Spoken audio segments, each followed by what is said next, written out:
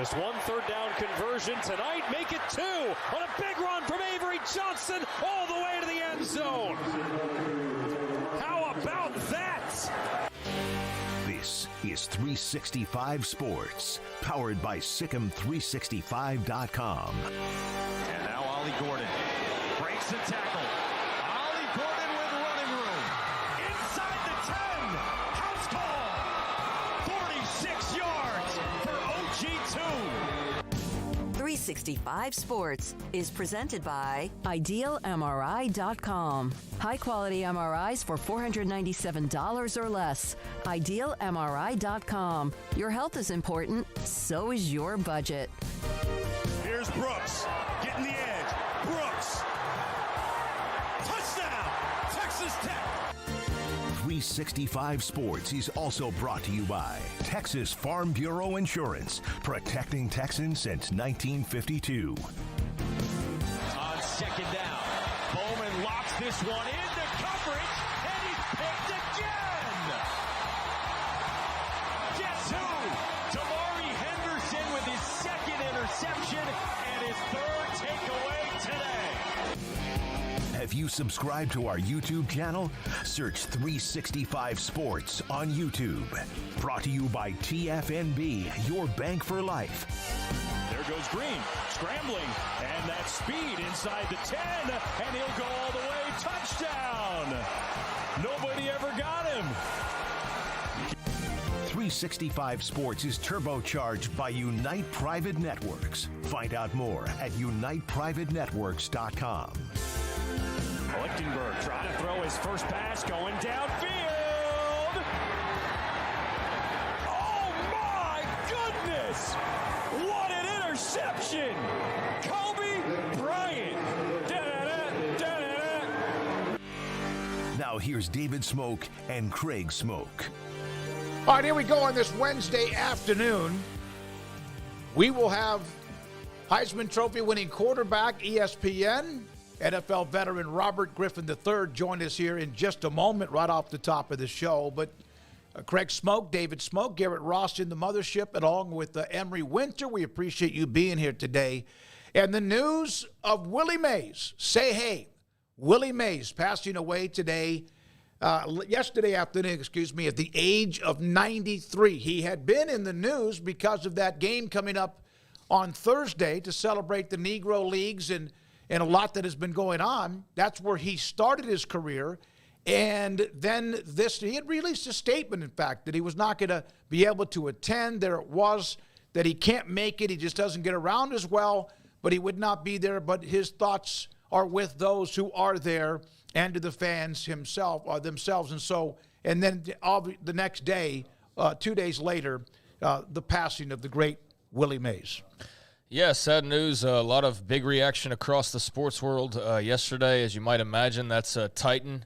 That's not just anybody. That's a titan of a former player that passed, and one of the guys that you could have Rushmore-type arguments about. Absolutely. So I think that one weighed pretty heavy on a lot of people and spanned a lot of generations and a lot of, I'm sure, young people who, like I was when I was younger, I'd see, Bill Russell tapes or whatever. You don't quite understand it. Then you start to learn more and you're like, oh, wow. And so I think a lot of people maybe are learning about Willie Mays for the first time and seeing the highlights of his infamous catch or just reading up on his stats and things like that. So, an incredible player, obviously out of my pocket of time as a fan, but as a baseball fan, I knew plenty about him and saw what I could see and learned what I could learn. And, that's a colossal loss for the game of baseball and the sports world and for a generation of people like yourself. That'll be for me, I think, like Ken Griffey dying, or Michael Jordan, those types of guys. But I think Ken Griffey's probably a pretty good comparison in some ways. I agree. That's going to hit home pretty deep when that happens. And, crazy how the timing of that occurred with, him releasing that statement and then, turn right around and you understand why he was not going to be there. Clearly, he was not in the best of health, and that was unfortunate. But some pretty cool tweets came out of that with people remembering him and memorializing him. And I think the clip from the stadium where they're going to have that game. That is, a cool clip where he was, where they were announcing it, and everybody, you can hear just the reaction to it of, like when they found out that that's, what was being announced. And, just a special player, special human being from all indications, and a sad loss for the sports world. And a part of that, as you mentioned Mount Rushmore. Among the conversation is the greatest player to ever play the game during an era when you had Henry Aaron and others. And I'll have a personal story on that in just a moment, an all-star game that I attended in Washington in 1969 with 21 Hall of Famers. Robert Griffin III, Heisman Trophy winning quarterback, ESPN, NFL veteran, and a great friend of the show, has a camp coming up this weekend. A great time to have him on and discuss many things. But RG3, your thoughts. I know you weren't around when Willie Mays was playing, but I know your father probably talked about him quite a bit. Your thoughts about the legacy of Willie Mays? Hey guys, appreciate y'all having me on the show. And when you talk about Willie Mays, this is the impact that I believe he had. You guys have already been talking about how he's arguably the best baseball player of all time. Home runs, hits, batting average, all-star appearances, World Series wins, like all of those things add to that impact. But the catch that he had over the shoulder that everyone references to this day. Tell me if I'm wrong, but I'm pretty sure that bad boy happened in 1954? Yep. That catch happened in 1954, and for everyone who's listening, I wasn't born until 1990, okay? And my dad took the time to sit me down and make me watch that catch. That tells you how much of an impact this guy had, that over 30, 40 years later, people are still talking about something that he did on the baseball diamond. So to me, when you think of Willie Mays, there's no way to separate him and baseball, the impact that he had. You saw how many people poured out their adoration for him, their appreciation for him, and celebrated him after he died at 93 years old the other day. To me, he's a guy that will never, ever be forgotten. And I will always remember that catch, even though I wasn't born or alive when it happened. Well, the one thing about him, and I was on a show today up in Tulsa, in Oklahoma City, that they said that you never heard one thing about, not one negative thing about Willie Mays, kind of like the way you hear about Earl Campbell, who was the Heisman Trophy winner running back at Texas, that he was the way he handled himself with grace. And that was another thing about him, which is always a great legacy for any human being. No, it's very rare in today's world, right, with social media and Twitter, X, Instagram, whatever it may be, that you don't hear negative things about anybody. So for a guy like Willie Mays, I'm happy for him, happy for his family, his friends, his loved ones, that, in his passing, you hear not just all the great things, but it just reaffirms what you just said.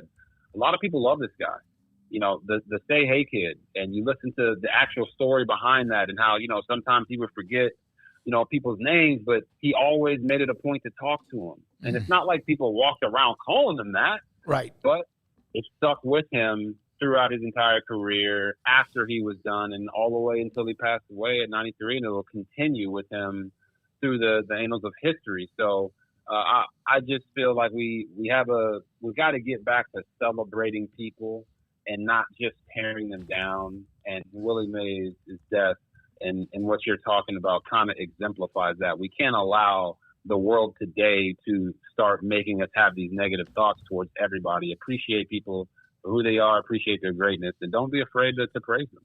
You are about to host another camp, coming back home to Waco. I know, obviously, Copper's Cove, where you played your high school ball, but coming back to Waco, Baylor, to have another camp. What does that mean to you to give back and be able to be a part of the younger lives and maybe give one player or 50 that inspiration of, man, I want to be like RG3. I want to be able to play football like RG3 and be who he is? Listen, I know that's part of the motivation. And even when I put out a tweet today about the camp and I said, hey, man, you want to come get better? You want to be the best, you think you're the best, you want to win a Heisman Trophy, then come to this camp and I'll show you how to get that done. But it's not just me, right? It's Coach Dave Aranda, and it's the staff, and it's the players that are going to show up and show out for these young guys that are going to be the next generation of stars. Many of them might even come to Baylor University and be the stars that help get the football program not just back on track, but staying at the top of the Big 12. So for me, I don't want them to come just to the camp to try to be like myself. I want them to be better than I am. And when I watch some of these guys coming out of high school now, and I go back and I look at my own high school highlight tape, I'm like, man, these guys are way better than I was when I was coming out of high school. But I also see it from a standpoint of, because I came out the way that I did and I got so much better while I was at Baylor, and then I was able to go and be Rookie of the Year and be a Pro Bowl quarterback in the NFL, I have lived everything that they want to live short of a Super Bowl championship, right? Sort of having that Super Bowl ring on my finger. I want to be able to give that back to the community, and that community is the community of Waco and the community of Central Texas and just Texas as a whole. If it wasn't for Texas and the way that we look at football and how we not worship the game, but we pay our dues and we dedicate ourselves to it, I would not be where I am today. I wouldn't be who I am today. So I just want to be able to give that back to the rising stars. And a guy like Cade Klubnik, who's now the starting quarterback at Clemson and has been for a year or two, came to this camp a few years back, I believe in 2018, and I was able to connect with him and see, man, this kid is going to be great. I'm very excited for what he's going to do this year there with Dabo Swinney in Clemson, and I want to continue to work with the quarterbacks and the wideouts and the running backs in every single position that shows up, so that when they have that opportunity to make it and not just go to college but go professional, we can say, hey, we aided in helping these people get to where they wanted to be. And that's the end goal. We just want to help people succeed. Robert, what's your relationship like with Dave Aranda? Just how often have you been able to speak with him? And clearly, I'm sure if you wanted to talk football, there's been some brilliant conversations there, because that man knows about as much as anybody. You know the struggles of the past couple of seasons, and this program was riding a high back in 2021, but now he finds himself in a situation where there's a lot of pressure. So just personally, what's the relationship been like, knowing him, and your thoughts on just where he and Baylor find themselves heading into this season with the expectation that they need to win some football games? Yeah, I mean, I can't talk about Coach Dave Aranda without saying, he's a better person than he is a coach, and he's a pretty damn good coach, right? So for me, my approach to this entire situation has always been support. Dave Aranda has been very open to me coming back to the school, coming back to the football program, talking to the team, being able to allow me to use this team to help give back to the community at this camp. So I'm always thankful towards him. And even during the season last year, when things were going awry and I'm getting messages about, hey, man, maybe you should be the coach of the Baylor Bears, I'm like, you know what? I'm standing 10 toes down with Coach Aranda. And all the reasons that I explained are why, but it's also because you have to have people on your staff that can kind of fill the blind spot that maybe you might have, right? They always say that the old cliche is, if you're the smartest person in the room, you're in the wrong room. I don't know if there's very many rooms that Dave Aranda walks into that he's not the smartest guy in the room. But could he have a guy that's maybe a little more energy, right, to bring that energy to the team? Could he have a guy that is the disciplinarian, maybe more so than he needs to be? I think every staff has to be built out the right way, and I think he's made the necessary changes to the staff to help this team grow and be better. I don't know if you guys saw the viral clips of them jumping in the pool, right? Yes, I did. Doing the belly flop competition, and the big boy hit the one-legged backflip, right? And I'm like, you just didn't see that very often the past few years. And you're like, Rob, really? You're telling me that them jumping into a pool is going to help them win football games? You damn right it is.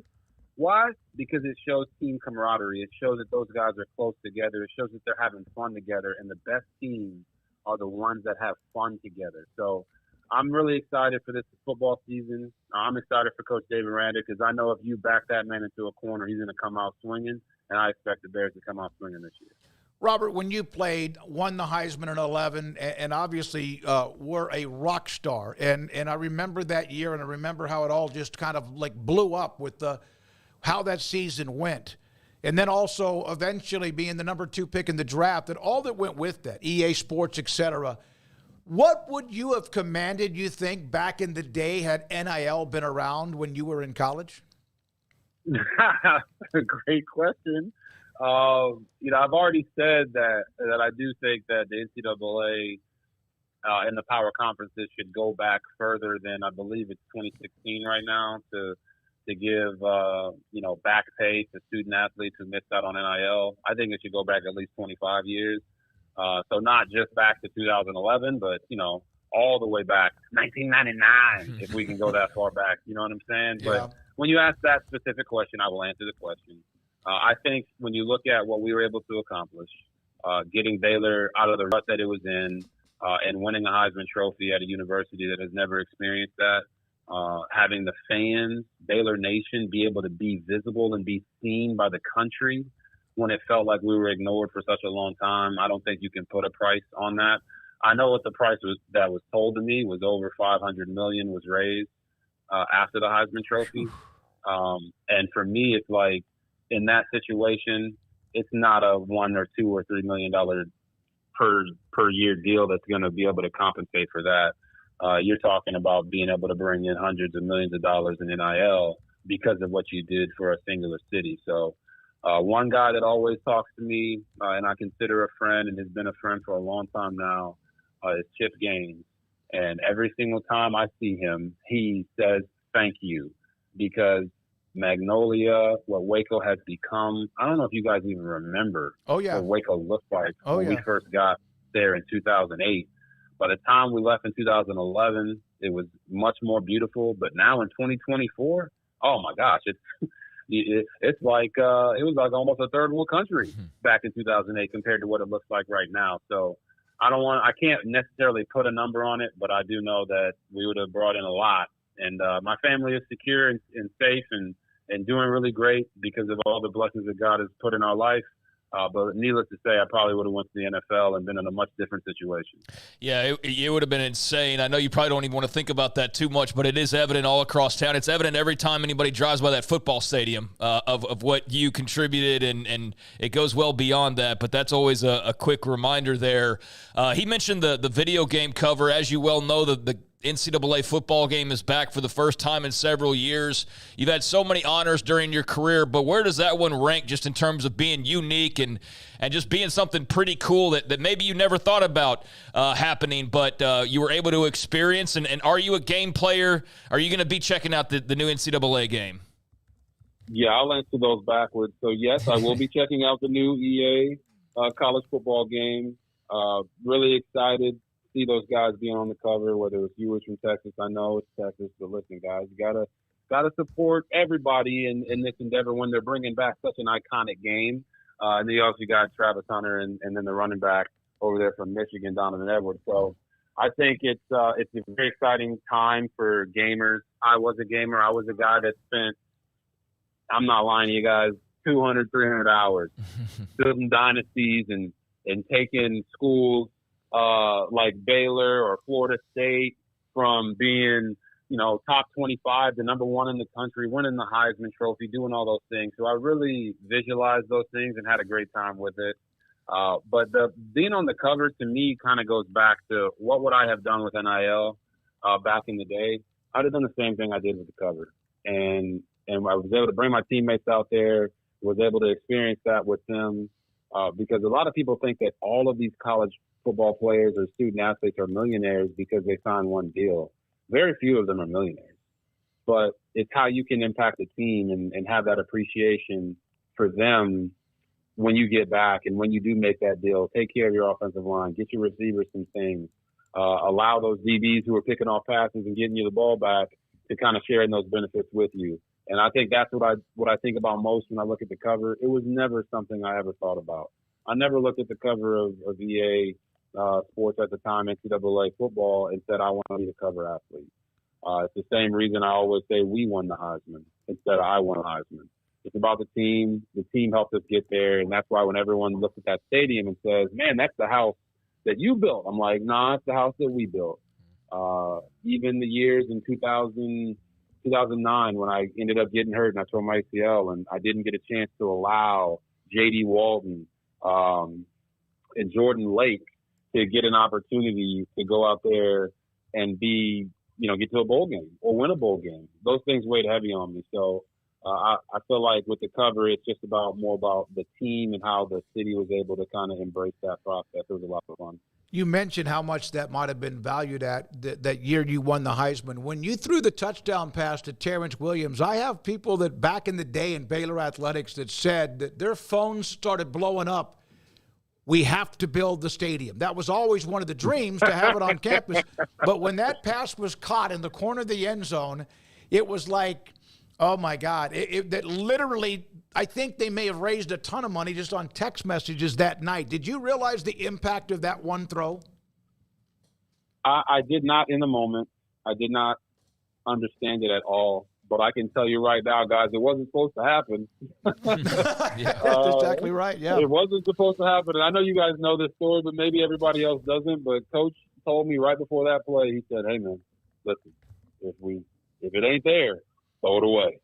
Don't scramble. Don't do anything." And what did I do? I went out there and scrambled to the left because left tackle got beat just slightly. And when I was coming back to find T-Dub, everyone on the team knew this, but when I scrambled, he was the first person I looked for because he was the quarterback's best friend. And he was running a seam route towards the post. When I threw the football, he was still running towards the post. And when I say the post, like that upright to the right side of the field, I threw him back to the back corner of the end zone because I knew he would get there. And I didn't even see the ball completed. I got hit right after I threw it. But Cam Caulfield, still one of my best friends to this day, picked me up after T-Dub caught it, and just the elation in his voice, I will never forget. Oh my God, we have to get it!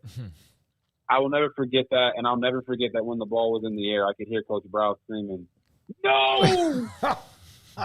And then when it was caught, you couldn't hear anything. Yeah, I mean, it was that loud. So I'm very thankful for that moment. Obviously, beating Oklahoma in the way that we did obviously aided into why we were able to win the Heisman. But I'm just thankful that the university has continued to benefit from those years back then. And there's an expectation now for Baylor to be great. We just got to get back to making sure it's more consistent. Robert, I know that you love seeing the players get paid. That's long overdue. We've touched on that. I think most people that are reasonable agree with that should have been happening a long time ago. But now that the pendulum has swung, the conference, the Big 12 that you played in is hardly recognizable in 2024 compared to when you played in it. It might not even be called the Big 12 for much longer. There's just so much shifting. Just what do you make when you observe from the outside or talk to people on the inside about just where sort of college football is as a game right now? What fascinates you? Maybe what concerns you, if anything? Just what are your thoughts in general on where the sport finds itself now? Yeah, I mean, that's a heavy question because the first thing that comes to my mind is, yes, I'm very excited for the players that they're going to, start sharing in TV revenue and they're getting paid because all these brands have been built off the backs of these student athletes for since the beginning of time, essentially, since the beginning of these universities. When you think back to these schools, you think of two things. You think of the coaches that coached them, and you think of the players that were the stars. Not very often do you think of who the president of the university was. Not very often do you think of who the teachers are. And it's not to kind of paint that in a bad light. It's just these are the people who have aided most in building all of these teams up. But the other part for me, I'm not as worried as other people when they call it the Wild Wild West, because I believe that NIL has leveled the playing field in a sense. Because if I'm a quarterback coming out of high school and this school, Texas, Alabama, whatever, has paid this quarterback $3 million, I'm probably not going there. If there's a class of 24 and now I'm a class of 25, I'll probably go somewhere else. Because they paid that guy a bunch of money, they're going to be inclined to play him. So in a sense, it allows other universities and other schools to get very high quality players, come play for them, and allow there to be a little bit more parity in college football. And I think we have seen that over the past few years. The concerning part for me is two things. One, high school recruitment has been absolutely demolished because why would a coach go get a 2 or 3 star player out of high school when he can go get a 4 or 5 star transfer from a school that's not playing right? Whether it be a Georgia, Alabama, USC. Those coaches are going to take those guys. They're going to take that Deion Sanders, Coach Prime approach to get their team ready right away because they got to win right away. And the other concerning part for me, guys, is just the travel. You know, who would have ever thought that USC and Washington and Oregon would be in the Big Ten, right? Like playing against Penn State in the snow.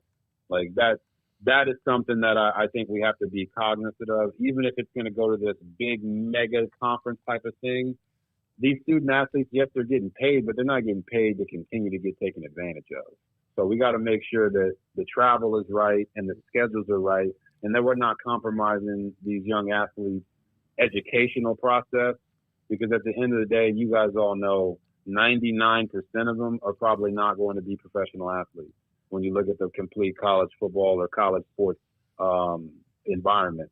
So we got to make sure we're not stressing them too thin or spreading them too thin and taking care of their mental health. I think that's got to be a massive focus here moving forward. It can't just be all about the Benjamins.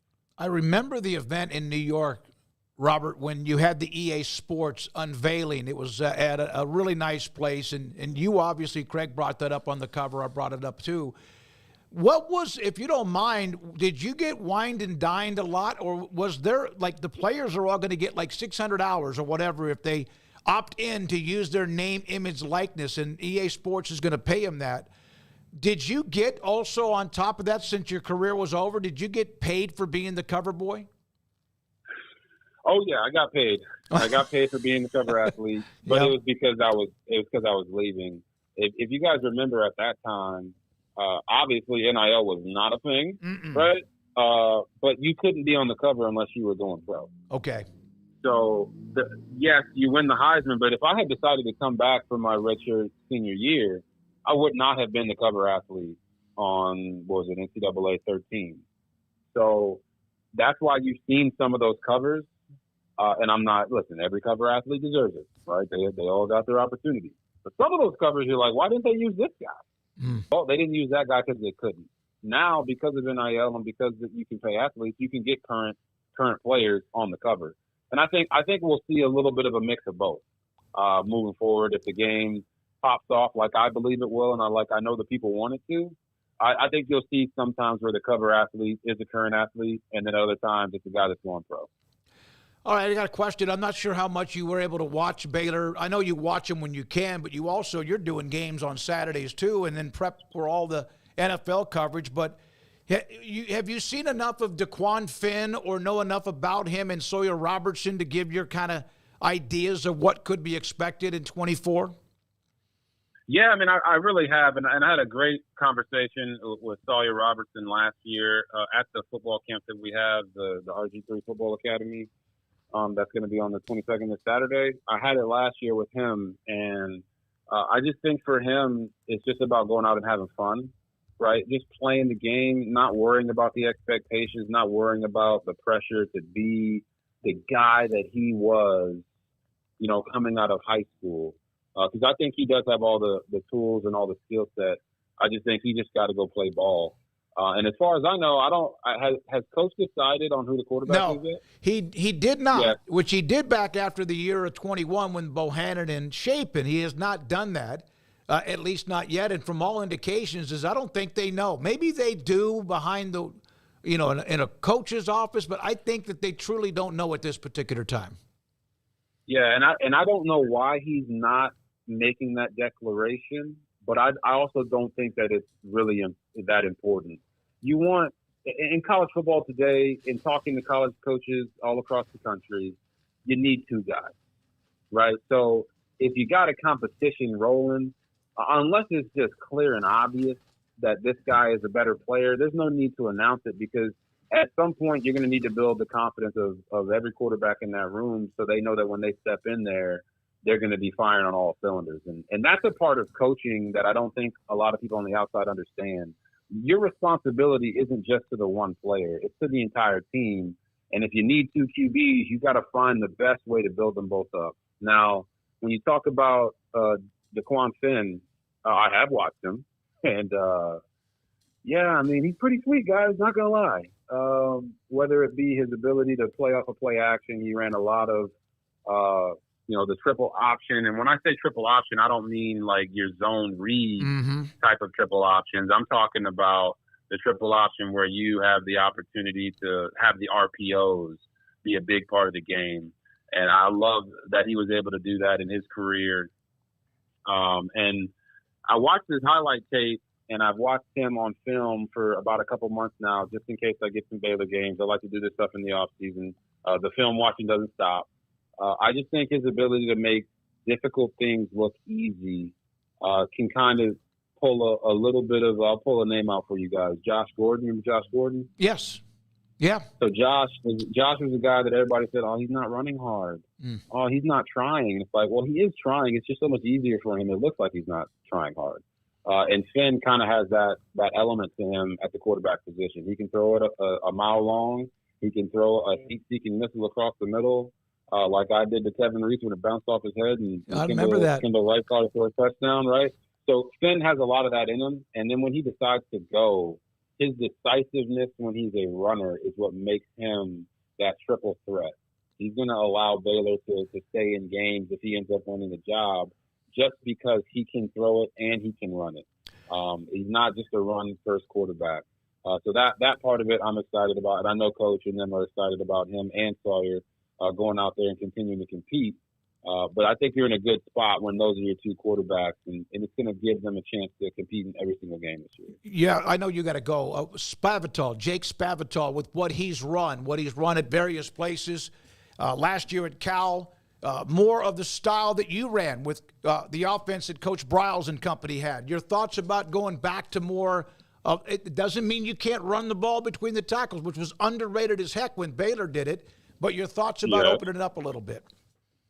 No, I mean, I'm super excited about that. When I heard about Jake Spavital coming in, the first thing that came to mind was, hey, we're obviously trying to win games here, but if we're going to lose scoring 60, okay? We're going to put points on the board, make the fans in the stands be happy, but it also gives you the best chance to win, especially with the roster that Baylor has right now. And you bring in a quarterback like DeQuan Finn, and Sawyer is used to running that type of system as well because that's what he was so prolific with coming out of high school, right?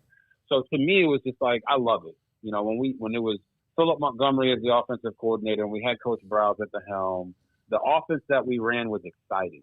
We were trying to win games, but at the same time, we knew that in recruiting, it's going to help you get more players coming to your school when they know they have more opportunities to catch the football, or they have more opportunities as a running back to run through bigger holes and get more of those attempts.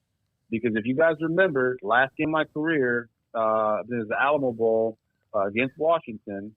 I did not win MVP of that game. No, you didn't. Janaway won MVP of that game, and it's because he ran for over 200 yards. And when teams play cover two shell like Washington did in that game, we handed the football off. So I just think it gives you more opportunities. You don't have to play NFL football at the college level. Let's spread it out, get the ball in the hands of our playmakers, and let these guys go do what they do. So I'm excited, really, really excited to not only see what Spavital does this season, but I'm excited to see him this weekend too. You are living life right now. You are a part of so many different things that ESPN's doing. All your podcast is great. I like watching it. Among everything else, how do you manage it? And I promise this is my last question. How do you manage your time?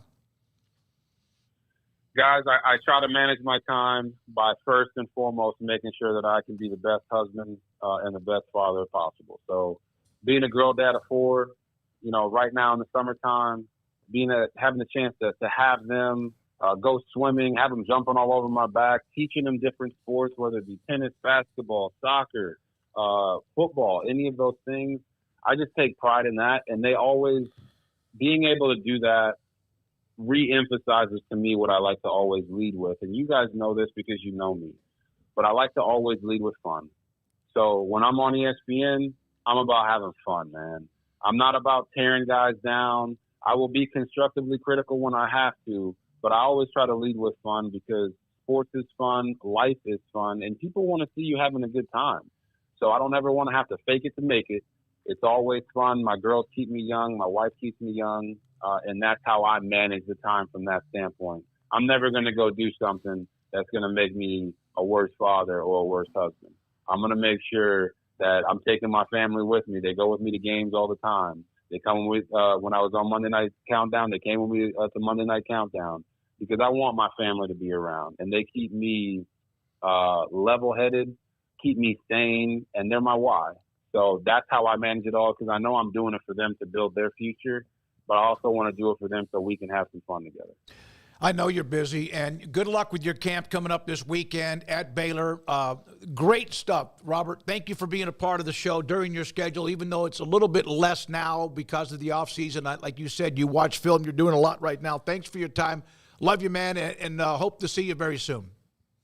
No problem, guys. Love you guys as well, and look forward to coming back on the show pretty soon here. Yes, sir. Robert Griffin III with us on 365 Sports. A pretty good way to start the show. We pretty much talked and discussed everything, including EA Sports, NIL, the college football landscape.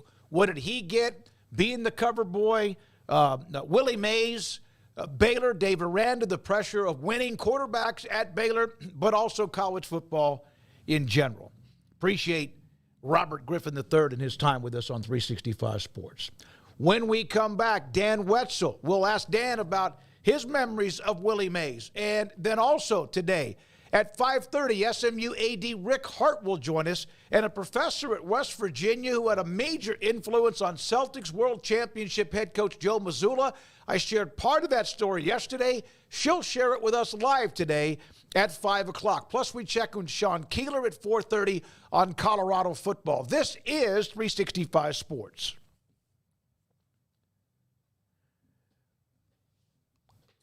Petty. PettyClinicLowT.com. Dr. Kent Petty can help you become the high-performance man you want to be, need to be, and used to be. He can set you up with an appointment. If you have symptomatic issues like, for example, your energy's not the same, your sex drive, ED, you're not sleeping the same, you are in pretty good shape and you have a good diet, but you've gained a little belly fat. That can sometimes be your testosterone or all of it. Dr. Petty at PettyClinicLowT.com. Contact he and his staff. They will get back in touch with you after they set you up with where you go get your blood work. He gets the results, looks at the testosterone level, and if it is too low, puts you in a program or give you that option to increase your testosterone level so you can become the high-performance man you want to be, need to be, and used to be at PettyClinicLowT.com. Make this the summer of Jeep at Allen Samuels in Waco.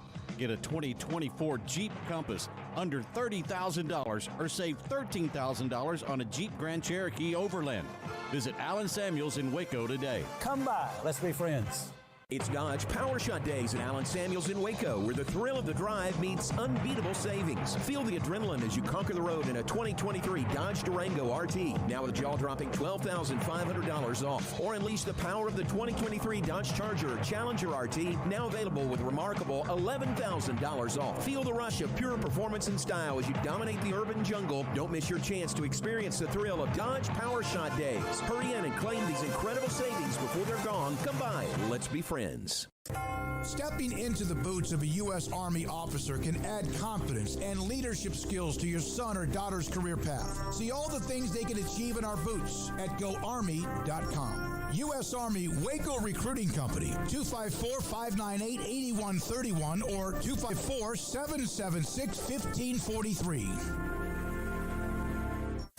At Ideal MRI, we feel blessed to be part of the Waco community. We're a small family business here in Central Texas. At times like this, the cost of healthcare has never been more important. And unfortunately, significant illnesses and injuries still occur. And that's why Ideal MRI is open and here to serve you through this difficult time. So if you need an MRI, ask your doctor about Ideal MRI. You can schedule online in minutes at idealmri.com or call 833-IDEAL-MRI.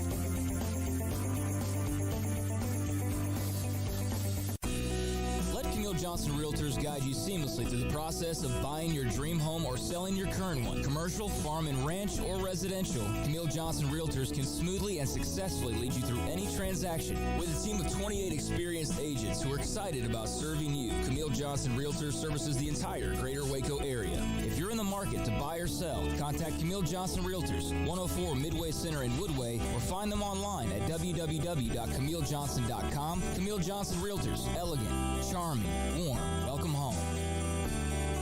Parenting is full of surprises. You never know what to expect. So after our son was born, I called my Texas Farm Bureau insurance agent to set up a life insurance policy in case something happened to me. Sawyer is now 2. And we'll soon have a sister. There's no one else I would trust with protecting my family. Stop by and see our agents at one of our 3 McLennan County locations. Coverage and discounts are subject to qualifications and policy terms and may vary by situation. Baylor alumni are more than 160,000 strong. When we all join hands to support our university, we don't just move the needle, we move mountains. Working together, we create life-changing opportunities for students on the field, in the classroom, in the laboratory, and in life for generations to come. So get connected. Get involved. Learn how at baylor.edu/alumni. Let the journey to financial brilliance begin with Genco's limited time offers. Max your earnings with a Kasasa cash account and get paid monthly with a 4.25 APY. That's $425 annually.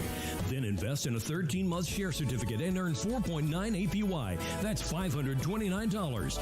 Earn cash and outshine the rest. At Genco, we offer you the sun and the moon. Kasasa based on average daily balance of $10,000. Certificate based on $10,000 investment. See GencoFCU.org for details. NCUA. This is 365 Sports. The 3 o'clock hour is sponsored by Waco Custom Marketplace. Meats, sweets, Texas treats, and a cut above the rest. 425 Lake Air Drive, Waco. Dan Wetzel, Yahoo Sports. A lot of things we talk with him about college football and more. We'll do that in a second. Craig Smoke, David Smoke, 365 Sports. Dan, thank you very much for your time as always. When you heard the news about Willie Mays and passing away at 93, what recollections, what came to your mind? Yeah, just the general, it just seemed the way the man carried himself through his whole career and after his career. I don't remember him as a player. I mean, obviously I know the stories and the records and the numbers and, the argument he's the greatest baseball player of all time. Certainly got to be in that conversation, I would guess. But I don't know that I ever heard anything but a kind of a class bit about Willie Mays and the way he carried himself and the way he promoted himself in the game and the Giants and everything else. So heck of a life lived there. 93, pretty amazing guy. So what were your thoughts last week when there was the story, one after another, about the Big 12 and naming rights and even the possibility of discussions with a private equity firm? Yeah, I mean, look, they need to do whatever they probably can do. They seem that, they need money. They believe they need money. They need to try to close a revenue gap. I don't know how, you can never really close it. It's just a matter of demographics. And, much of the Big 12 is not located in states with big cities the way you would have in the Midwest or even the South at this point. And, there's only so much you can do. So you got to be creative. Renaming the conference, look, I'm a traditionalist. I prefer none of this, but I totally get it. You got to do it. So it's the All-State 12 or whatever. I mean, they're going to have 16 teams and call themselves the Big 12 anyway. The Big 10 has 18 teams. The Atlantic Coast Conference has 2 teams in the San Francisco Bay Area and 1 in Dallas. What are these things anymore? So if this is what it is, this is what it is. We've certainly seen it in college sports. We've seen it in the bowl industry, whatever name you can come up with, the Pop-Tart Bowl, whatever. Celtics win the title last night, one of the great franchises in all of pro sports. They have a Vistaprint patch on their jersey, right? Advertising. You look at the English Premier League and the sponsor gets the main part of the jersey and the crest of the team, whether it's Liverpool or Manchester United or any of these big, famous teams, is relegated to, your chest, like the left part of your chest there. And So the NASCARification of college football is inevitable because they've NASCARificated everything else in sports pretty much. And that's your Mark's background, right, Dan? I mean, that's part of why they brought him in. I know there's a lot of people that he seems to rub the wrong way, I guess, that are more traditionalist, or maybe they want the Big 12 to wither up and die so they can have their Super League or whatever. But, you know, based on what you brought him in for, I think he's doing exactly what you expected. You don't necessarily go through with the private equity. You don't necessarily change the name of the conference, but it is his job to present you. Not that everything he comes up with is going to be a great idea. I want to say that first and foremost. But, I mean, this is what you hired him for, basically, not to be your traditional commissioner. Yeah, absolutely. I mean, it's just I think it's a good idea. I mean, it's a way to make some money. And look, the Pac-12 used to be the Pac-8, then they became the Pac-10, then they became the Pac-12. They were probably the most consistent with being accurate, and now they don't exist. So would they rather be the Google 12 or something like that, or the Apple 12 right, and exist? You know, you got to do what you got to do. It's just, again, I remember when they put the swoosh on the Penn State uniforms, and you know, those were the sort of the most basic uniforms you could possibly have under Joe Paterno. It was either white or it was blue. That was it. And they put that swoosh on there, and it was a big thing. And it's sort of like from there on, people are going to have to make their decision on what they want to do. And so, yeah, is it a little, again, it's going to take some time to get used to, sure. But if it helps your team compete, if it helps save some sports, if it helps whatever, I think you live with whatever you're going to call this thing, the All-State 12. Not every, you know, there'll be degrees to this, just like there are in the bowl games. You're not going to get a Waffle House logo on the side of the Notre Dame helmet, right? But right. It's the Rose Bowl presented by Prudential, and then there's the Duke's Mayo Bowl where we dump a jug of mayonnaise on the winner, right? Yeah. So as a traditionalist, I don't love it. As a fan of comedy and college football, this is going to be great. I mean, I got a podcast. I need content, and some of the whatever they come up with in the Sun Belt and the and Conference USA and in the MAC. I mean, you think this is some of those college basketball leagues that you only hear about once a year? I mean, this is going to be fairly hysterical, some of the sponsorships. Oh, I love the time. Mid-June was perfect to drop like some, hey, we're going to change the name of the conference and we're going to go private equity maybe. And like, I was like, thank God, like, thank you for this news. That's fantastic. But I did wonder, as much as you're trying to close the gap, and it does rub traditionalists and maybe a program like a Michigan or a Texas the wrong way, like we would never do that. If, in fact, you know, they were to go the private equity route, and of course there's so many details, it's not just a black and white thing, but if they were, into theory, close the gap, do you think the tune would change and you'd see the SEC go, we're the SEC brought to you by Coca-Cola, or we have the Coca-Cola patch on the Georgia shoulder, or do you think there would be enough blowback because they're situated so where they are that that's a line you don't cross? Again, I mentioned Liverpool, Manchester United, and the Boston Celtics. I mean, right? I don't think anybody's there's going to be degrees to it, like I said. Yeah. Notre Dame football presented by Prudential or something like that, you understand. You could understand why, like, the University of Akron will have a tire logo on its helmet, okay? They're two different things. And so Michigan and Texas, they can look down at it now, but it's, you know, they all have the official this of Wolverine football and the official this of Texas sports, and everybody needs money. Everyone's going to want money. How much you want to, how clunky you want to get with it is what it is. But I think that you'll just have degrees of this, and sometimes it'll be that's just it.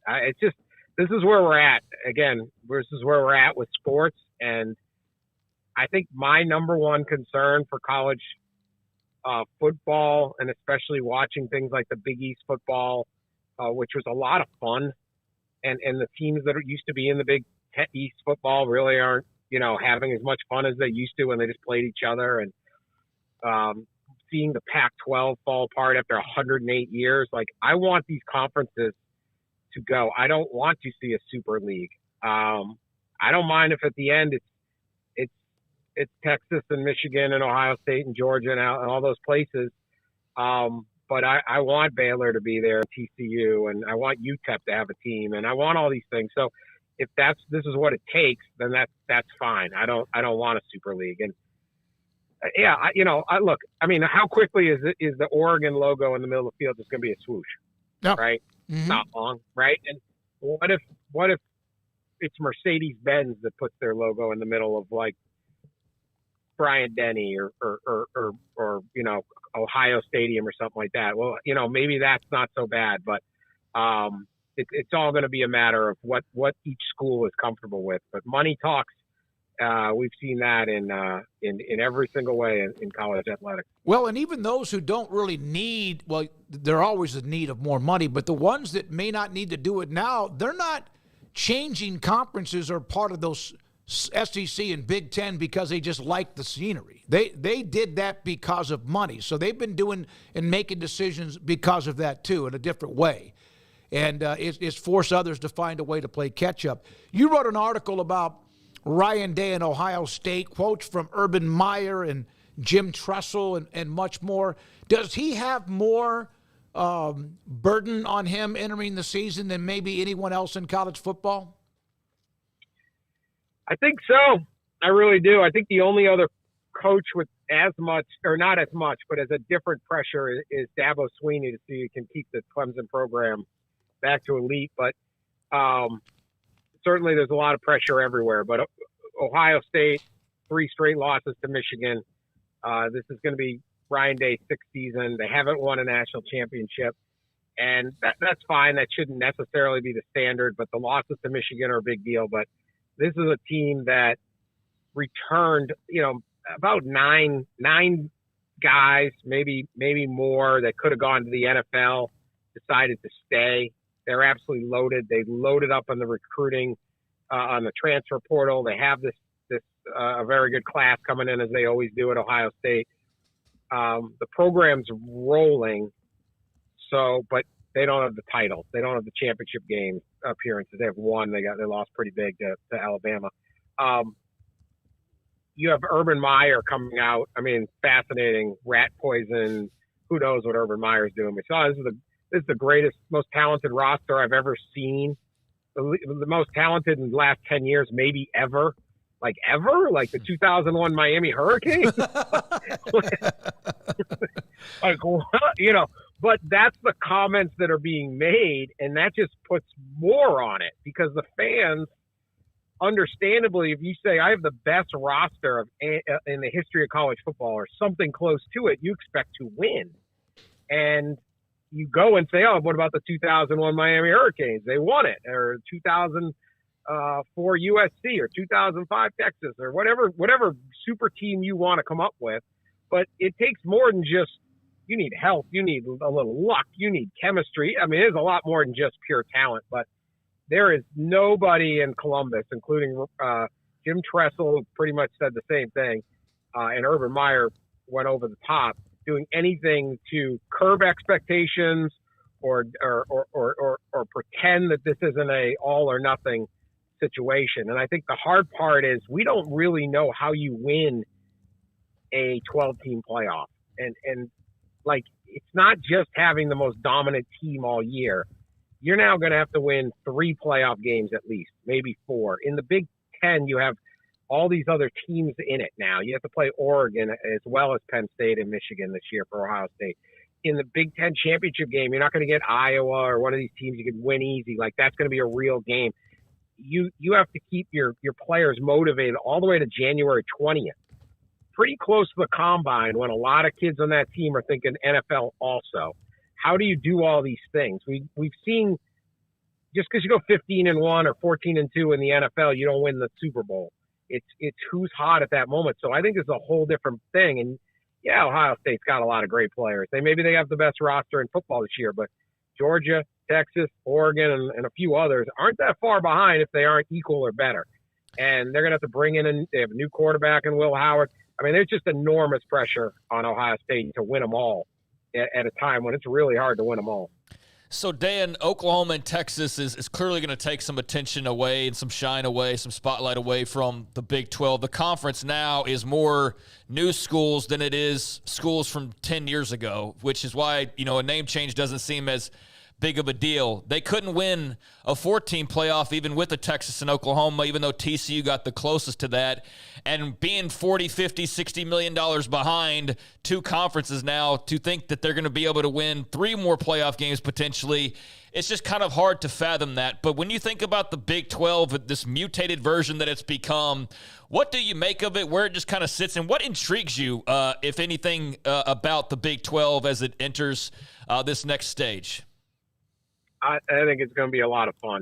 It doesn't have those North Stars to, those kind of bedrock programs, but anybody can rise up and do this, potentially year by year. And I just think you have a whole bunch of really good football programs, and if you catch magic, it can be great. And I do understand the revenue gap, and I understand the complaints of coaches and ADs, and you're going to be able to really compete for players with Georgia and Ohio State. No, but did you ever? Were you that's not how TCU that's not how TCU beat Michigan. It wasn't by out recruiting Michigan. It was just putting together a better team. The one thing about college football, I keep saying when they talk about this super league, there's too many good players. There's too many kids in this country that are good at football to be limited to a certain number of schools. They cannot create an artificial barrier the way the NFL does, as long as all these teams get a chance. The NFL can say you're an NFL player, or you're not, and you have to go to the Canadian Football League or the USFL or whatever, and you don't get to play against us. But in college football, you do. And there's enough kids that can sit there and say, hey, yeah, I guess, look, Indiana, Minnesota, some of these programs have had more money for a long, long time than a lot of. They never win. They don't have proximity to talent. They aren't places. Kids are going to sit there and say, "Hey, man, I'm from Texas. I want to play in Texas. I want to play in the state of Texas." And maybe I don't ever want to be a Longhorn Aggie, but even if I did, well, they can't take everybody. There's too many good players they're going to circulate about. So I still think there's going to be great teams.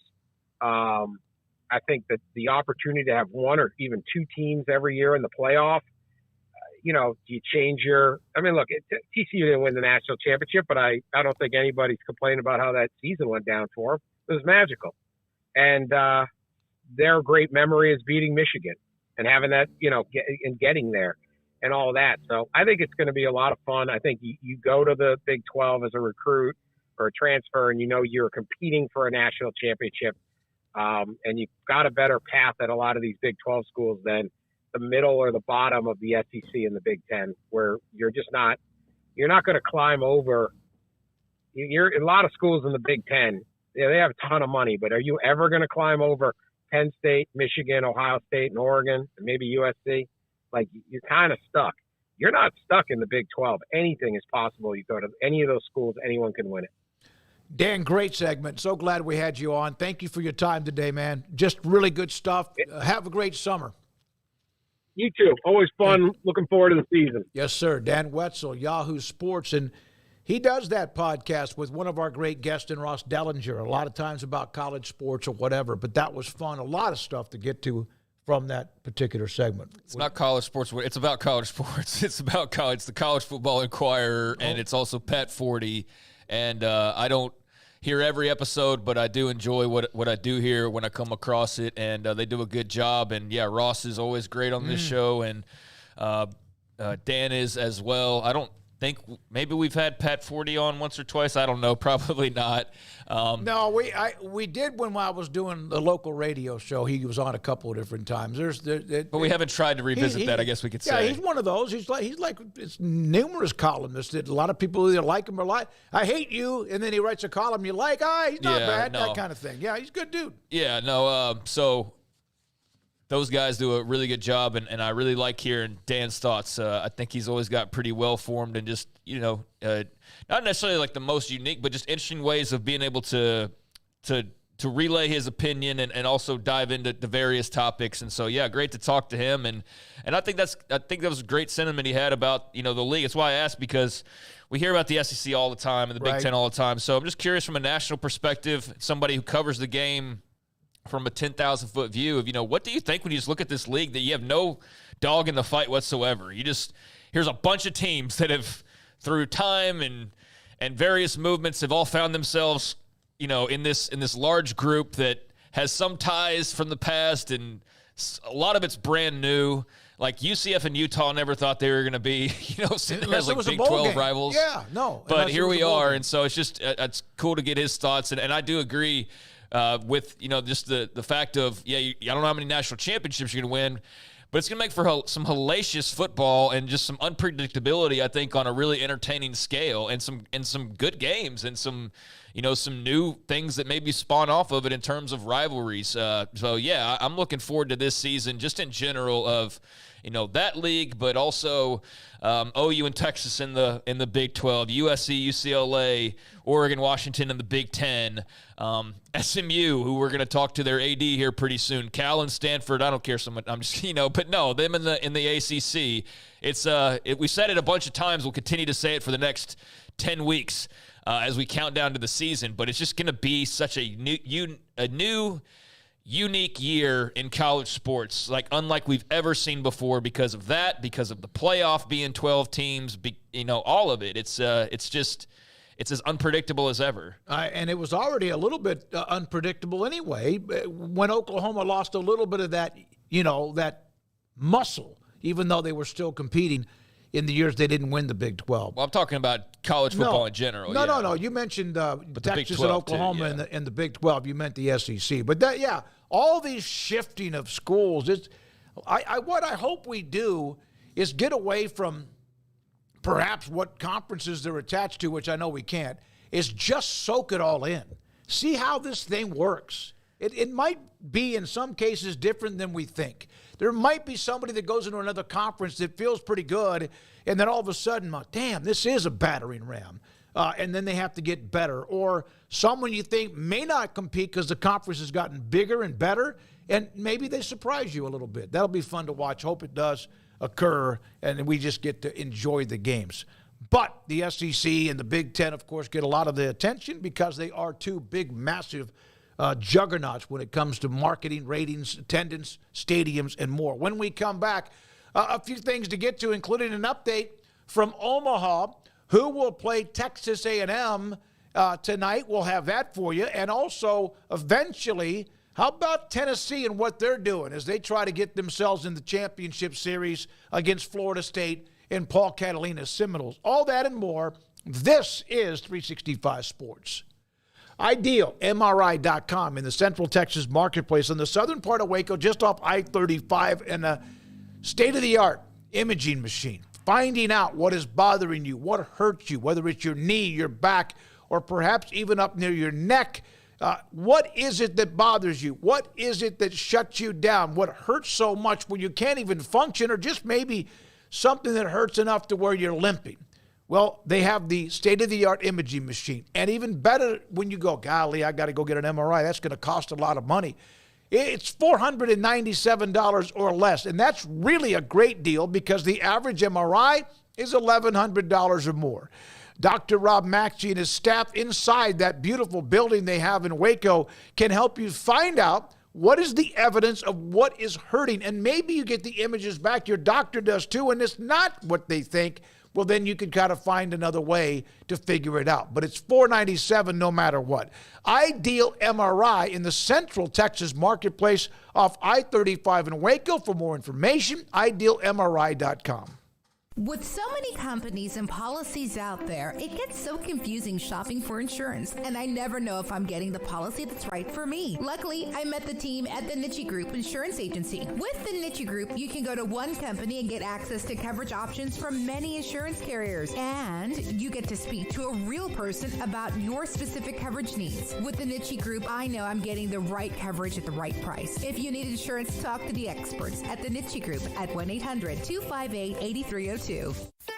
Don Humidor, your home with a 48-foot walk-in humidor with the elite cigar brands from around the world, including the #1 cigar of the year, Aging Room Cuatro Nicaragua. Plus, they have the great brands like Macanudo and Artur Fuente, Rocky Patel, Aston, and so much more. CBD, great for sore muscles, aches and pains, sleep, Vita Dreams, and anxiety, mild depression, general health and wellness. Their staff very knowledgeable on the subject. If anyone is curious about CBD, ask Carol and Ashley. Don Humidor in the Townwest Shopping Center off Valley Mills in Waco.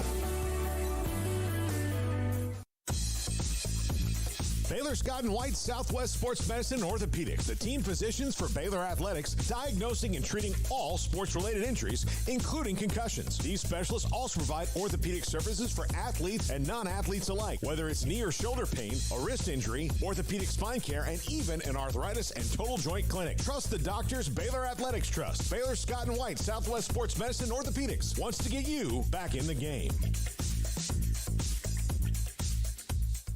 Waco Custom Marketplace is your hometown grocery store with a full-service butcher shop and bakery. Hi, this is David Smoke. The butcher shop can take your customized orders for seafood, pork, and poultry and custom cut your favorite steaks from bacon-wrapped fillets, sirloin steaks, bone-in ribeyes, boneless ribeyes, and even prime rib. Cut specifically the way you want, the thickness that you want. They're all delicious. They have Norwegian salmon, mahi-mahi, catfish fillets, sliced ham or turkey, variety of cheese, and several options of sausage links, and even regular jalapeno or cheese snack sticks, fresh chicken breast or whole chickens, sliced bacon, pork chops, and ground beef, marinated beef or chicken fajitas, and always large briskets and tri-tip available, plus fresh vegetables. So the great product, customer service, and tradition continues at Waco Custom Marketplace, a full-service butcher shop and bakery, open Monday through Saturday. The Bauer family, Waco Custom Marketplace, 425 Lake Air Drive in Waco, or WacoCustomMarketplace.com.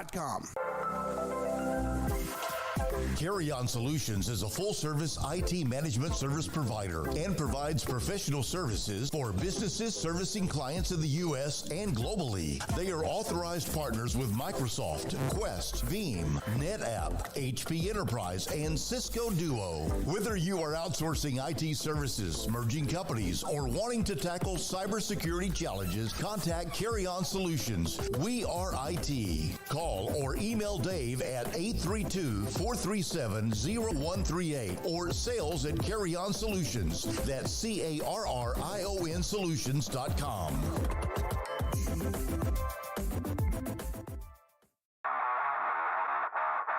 This is 365 Sports, powered by Sikkim365.com.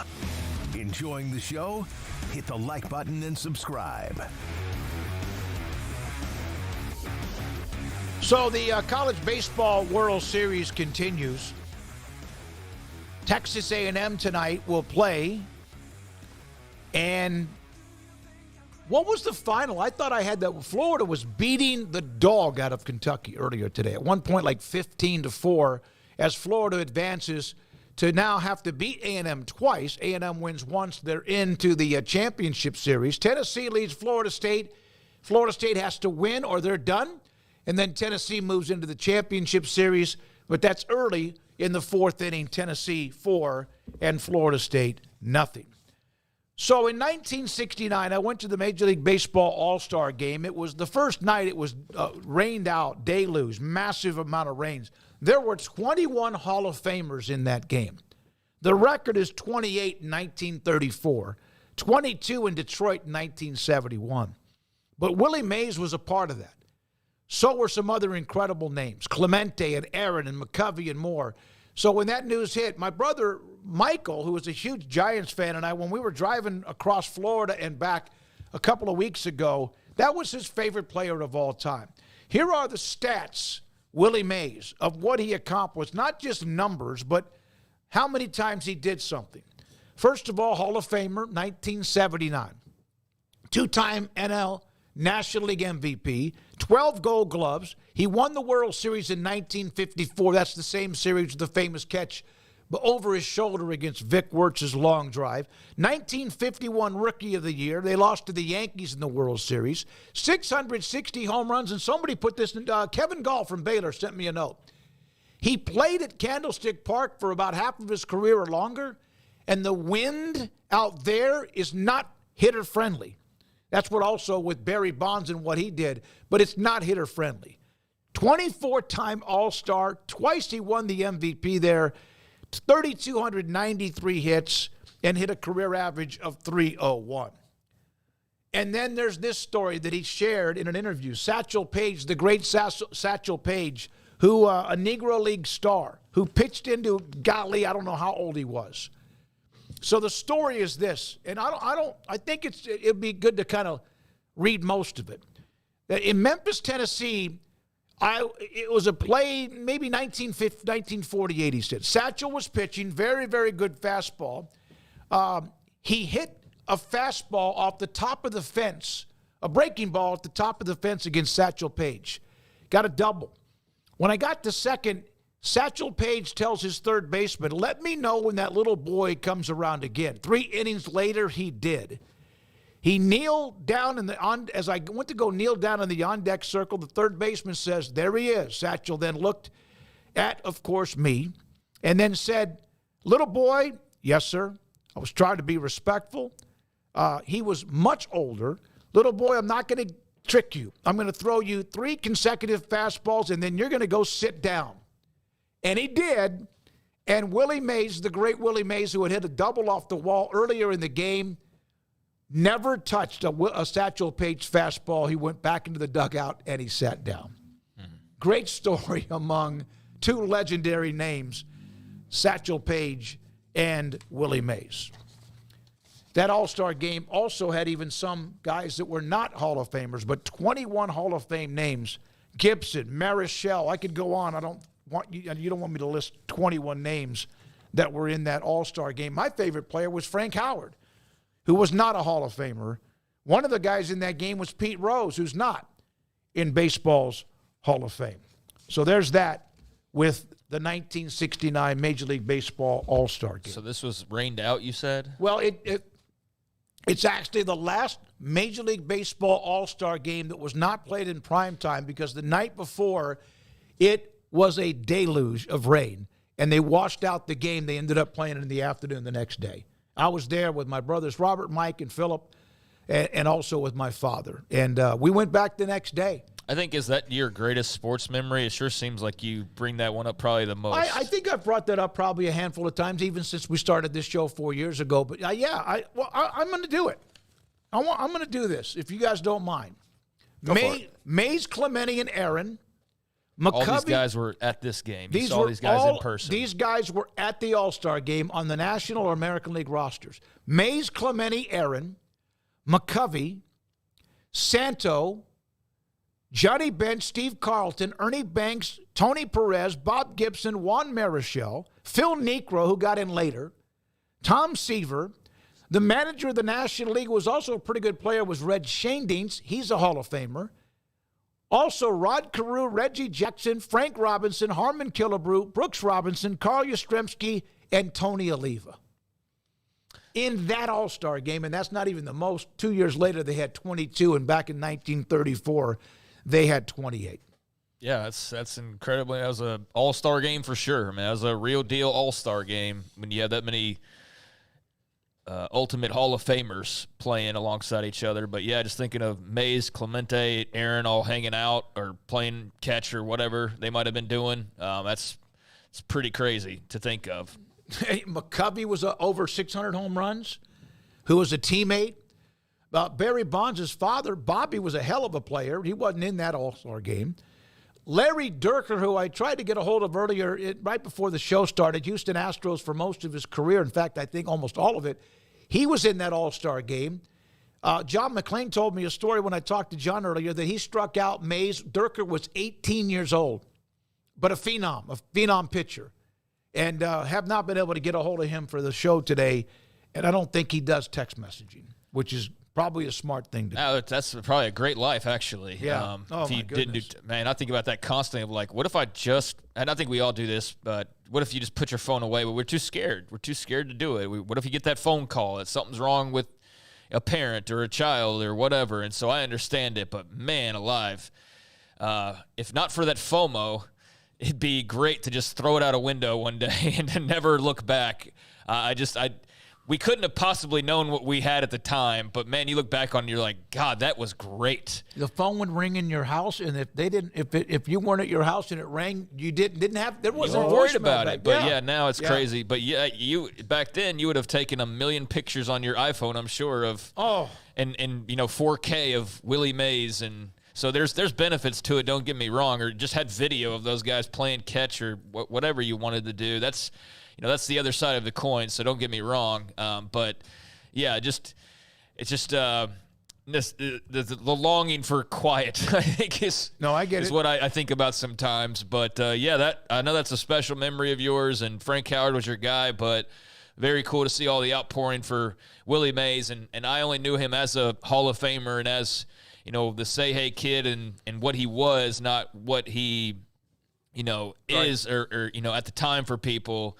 But yeah, what a special dude and special player, and the impact that he had is immeasurable. So he's in a, not a long line, but, there's a number of guys you point to that have had huge impacts, and you certainly can't, however many are on that list is incomplete if it doesn't have Willie Mays on. No, it doesn't. McCovey hit a couple of home runs. Frank Howard, who was my hero at the time as far as athletic, homered in his at-bat, and the crowd, of course, went nuts, and I was excited as I could possibly be. One thing I mentioned, I was on with Robert Allen out of Stillwater earlier today. Willie Mays reminds me of what you think of Earl Campbell.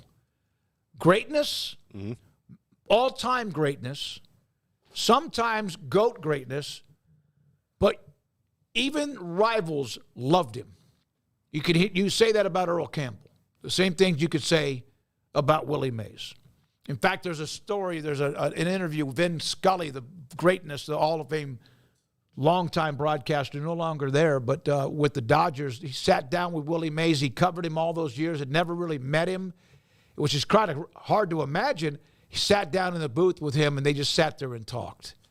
And that's a hell of a conversation, I bet. Oh, my Lord, yeah. And most of it was Vin Scully talking with Willie Mays. Well, I'm not going to be here tomorrow, so would mention this in Off the Radar, but didn't think about it yesterday. Didn't think about not being here on Thursday. But that game at Rickwood Field where Willie Mays played at one point in time, and where they had the video of the announcement being made that he passed away, where you heard this big groan from the crowd of like, oh, my God, I can't believe it. Just this collective, when they heard the news.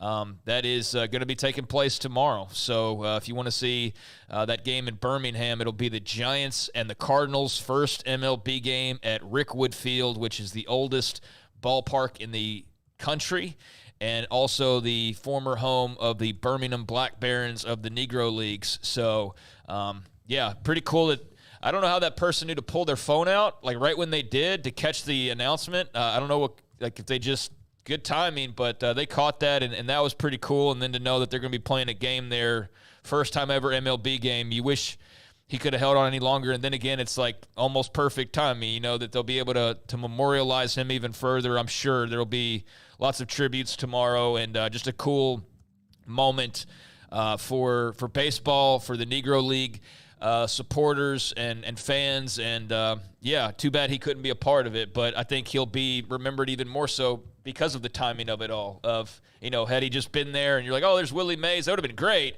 But now it's like it sinks in of like, wow, Willie Mays has left us. So, I'm sure that'll be somewhat emotional tomorrow, but a very cool scene at Rickwood Field. No, it is going to be. And remember, he released a statement just a couple of days ago. Right. We mentioned that. It's the last we heard from him. He couldn't travel like he used to. I don't think anyone, when that statement came out, thought that he would not be alive when they played that game on Thursday. You said he's 93? 93 93-year-old says they can't travel. You just take that for what it's worth. Like, it could be nothing, it could be something, but in his case, it was obviously something, unfortunately. But, that's the last statement we'd get. But like I said, it should be a cool scene tomorrow in Birmingham, Alabama. And I've seen this, a couple of comments I just saw from Fight On about baseball doesn't do it for him. And I get it. We really don't veer off of college sports very often.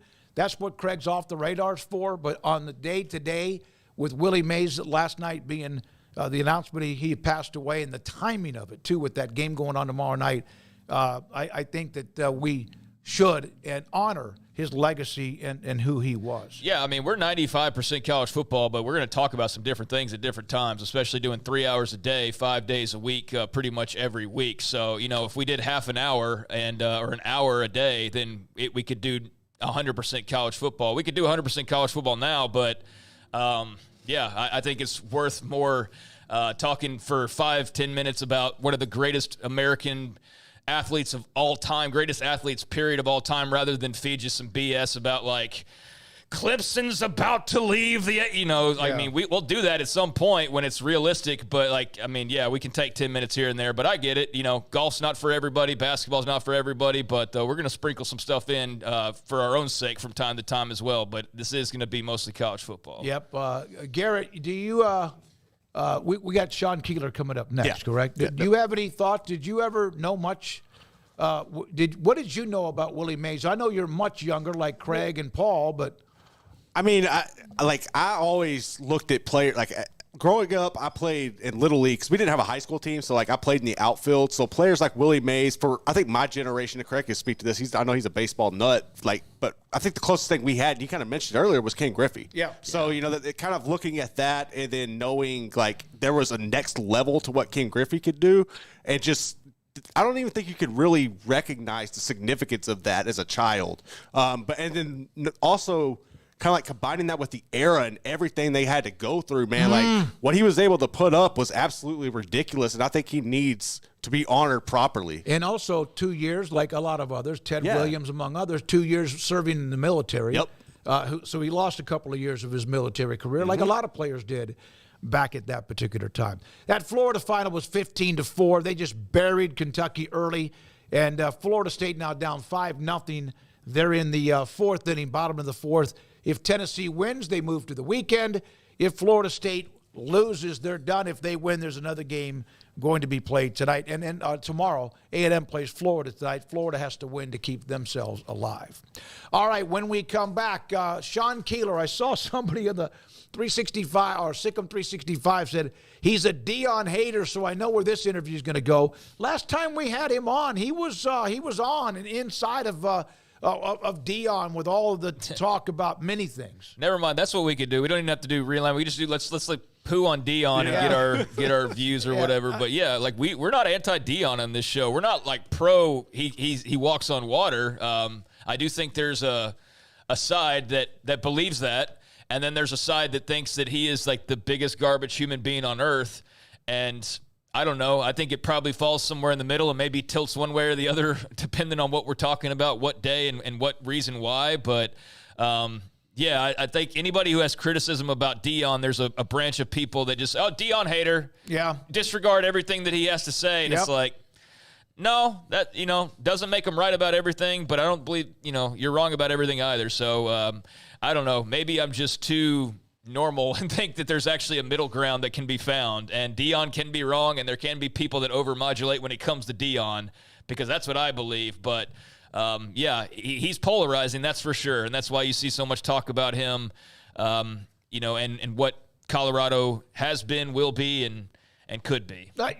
One college note before we take the break for him that did you guys see where Ole Miss and USC was canceled? Yeah, 25 and 26, they were canceled, and one of the first reactions was, okay, wait a minute. He wanted to back away from LSU. Ole Miss is a thing now. They're good. Yeah. With Lane Kiffin. That would be like a Lane Kiffin versus former school, too. Well, I mean, I think you could even, and I know a lot of people would throw salt on this, but you could make an argument going back to that's why he left Oklahoma, because of the talks where Oklahoma was going to go to the SEC, and then he's like, well, I'm going to take this USC job. We'll be in the Pac. I don't think he foresaw the Pac collapsing the way it did, and then ended up in the Big Ten with USC, but it's not ironic that he's starting to run away from the SEC teams. That's just kind of how I view it. Yeah, I mean, you kind of heard that when he was still at Oklahoma, and I don't know how much I bought into that. The whole USC thing to me is, I've been to Norman, Oklahoma. I like Norman, Oklahoma just fine. I don't need to live in this metropolis to be happy with my life. I don't need to live in a city with 1 million people or anything like that.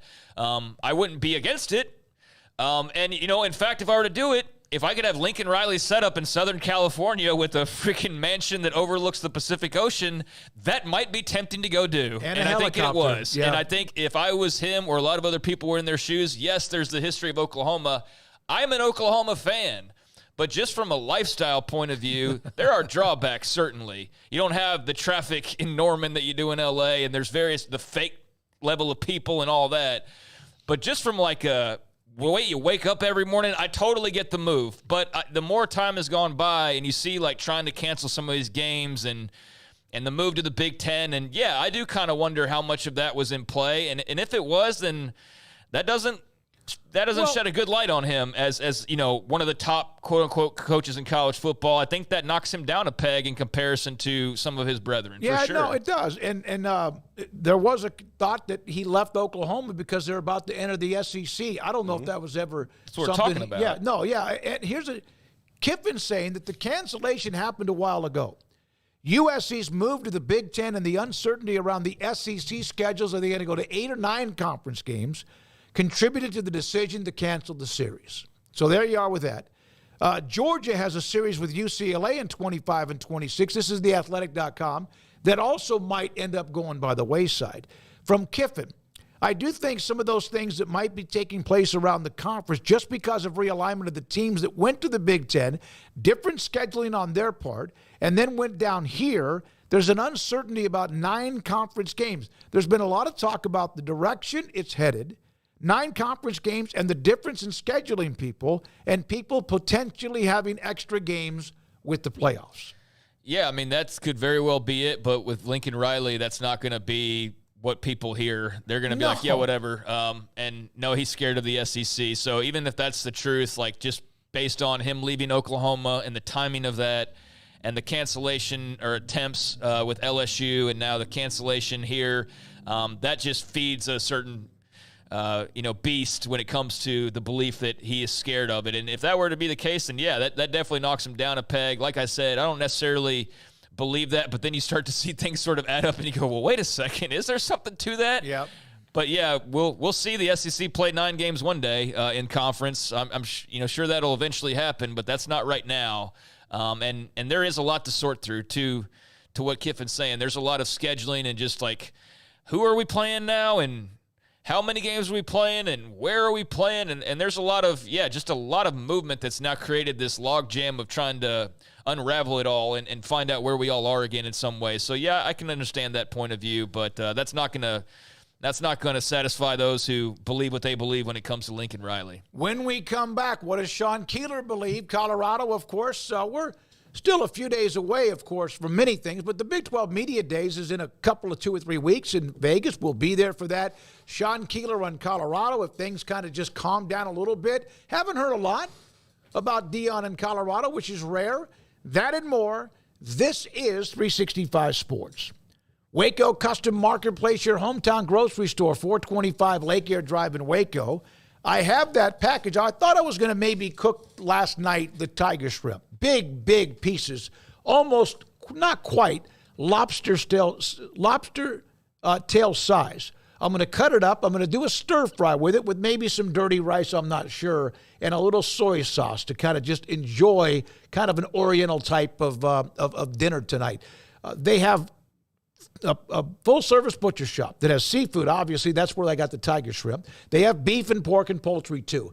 And then a bakery that cooks fresh-baked kolaches every morning, cakes and pies and what you want there.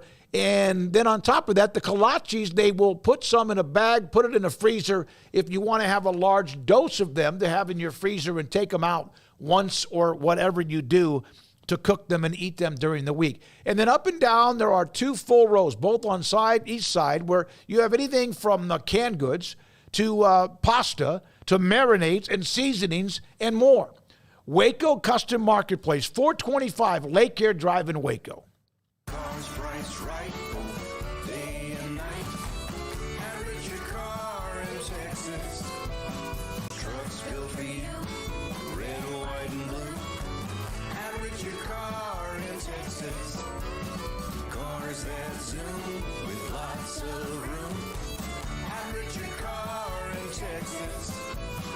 Count on us, a dealer to trust. Average your car in Waco, Texas.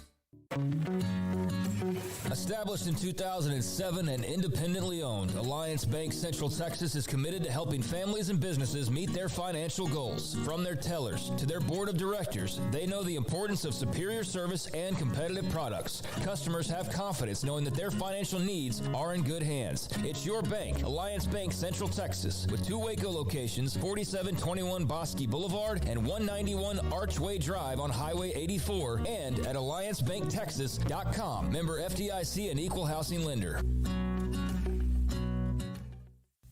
Developed by Startup Waco, a nonprofit organization, GXG is a program designed to support the entrepreneurial development of Baylor University student athletes through NIL activations. The program helps student athletes maximize their platforms and offers a comprehensive support system for them to create and grow new businesses that not only benefit themselves, but also uplift the local economy.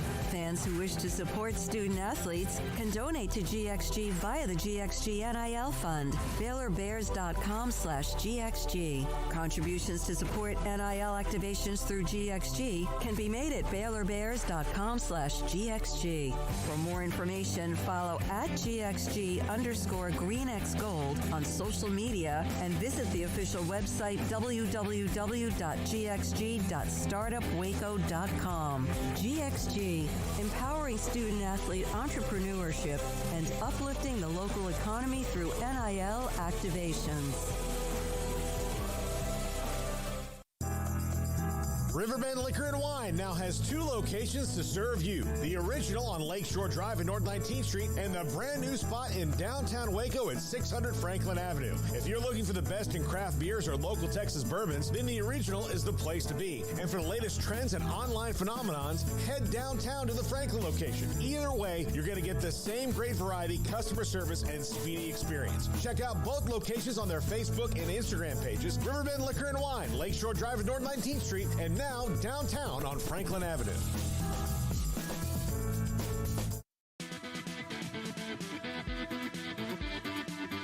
This is 365 Sports, powered by SicEm365.com. The 4 o'clock hour is sponsored by Boozer's Jewelers, the wedding ring store, specializing in custom jewelry and repair, all in-house. Now here's David Smoke and Craig Smoke. Once again, Paul is out this week. He'll be back on Monday. And then there's a note about tomorrow's show that I need to let everyone know about. We'll do that in just a second. Now joined by Sean Keeler, the Denver Post. Sean, it's funny, I promoted our schedule on the website that's the umbrella of what we do and like own the company, and then we have our podcast. And one of the responses to my guest lineup was, "Oh, Sean Keeler, he's a Dion hater. I know where this interview is going to go." I was throwing a curveball. I was going to ask if you guys are getting a piece of that Big 12 equity money. Oh, no. Are you going to get a piece of the league? Hey, in fact, I may undermine the Big 12, contact them, and be a part of this show. The heck with the Big 12 surviving or not. What were your thoughts when you saw that? What were your thoughts? No, the All-State 12. We're going to get emails telling us. That's right. And phone calls telling us, strongly worded, this is no longer the Big 12 Conference. For all your references, refer to this as the Papa John's 12. There you go. Or the Domino's Pizza 12. That has kind of a ring to it, that Papa John's 12. It does. You know, I talked about this with somebody. I'm a child of the Big 8. You guys are coming at this from Texas. I'm coming at this from Iowa by way of Colorado. I was born in Ames. I'm a Big 8 baby. So, and I got to tell you, it's just a number, and it's not even the right number. You know what I mean? Yeah. I think we're just kind of clean. I think that that ship has sailed 30 years ago. I think when those the Big Ten, for one perfectly great example of a league that will, never say never, that unless you hand them the keys to Fort Knox, they're not changing their brand name. They haven't had 10 since 1990. Does that sound right? That's Penn State. Yep. So if the leagues haven't been able to count for a generation and a half, we're talking 35 years, whatever it is. So sell it all. I mean, it's coming. It's a matter of, it's not an if, it's a when. I actually have to I don't give Yormark credit for everything. I think he's built a better basketball league than a football league, frankly. from a relevant standpoint. He's built a hell of a basketball league. Chad Boyle's job not get any easier. So he just looked at that and went, "Really? Really? You're going to do this to me now? I've put how many guys in the NBA? I've won how many, top 4 finishes in this league? Thank you." I know he's a big 8 guy. He's a KU grad, so he kind of knew what he was getting into. But no, I think Yormark is fully where this thing is going. Maybe not in the brands he's picked up to add to this thing, but in terms of getting volume, in terms of football brands, if not quantity over quality, relative to what's out there, and B, selling anything that's not nailed down. I can't think that the ACC and then every other Group of 5 league isn't going to go down the road that the Big 12 is probably going to furrow first.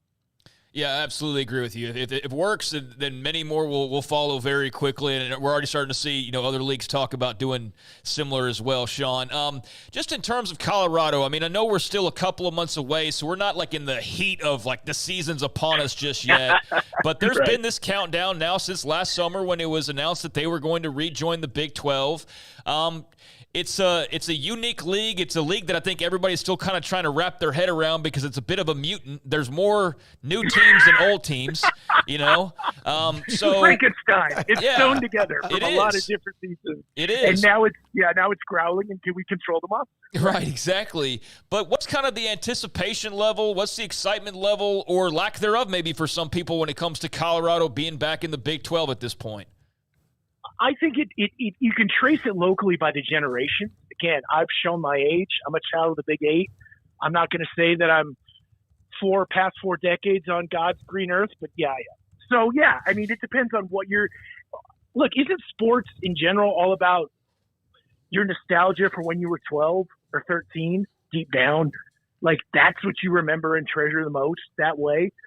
So I think if for folks who remember the last time CU was really relevant in college football, it was the Big 8, but it was kind of the Big 12. It was never this Pac-12 era for them was, we've talked about it on this show. It was about the faculty getting a hold of things again, and you don't want to make a Revenge of the Nerds parallel to, but there was a little bit of that. Of frankly, like, we're an elite academic school. Let's get with elite academic schools and make this work. And our alumni are all out west. And to be fair, they are. And let's get where the brains are, where the money is. And now they're like, let's get with the league that's going to make it. And here we are. As we've also talked about that and the evolution to get here. So people under 30 are like, yeah, we'll see. They go they go to the newbies. They go, Cincinnati, UCF. What? Like, you put it up on a map, and it's kind of CUSA on steroids a little bit than it is the Big 12 as we know it or started to know it. And if you're over 40, you're like, hey, K-State, I remember those games. Baylor, that sounds interesting. And, well, TCU, we've done that at least once. That's a nice campus. And it kind of depends on how old you are, is how you react. But everything, let's be blunt. Here's Mr. Deion Hater talking again.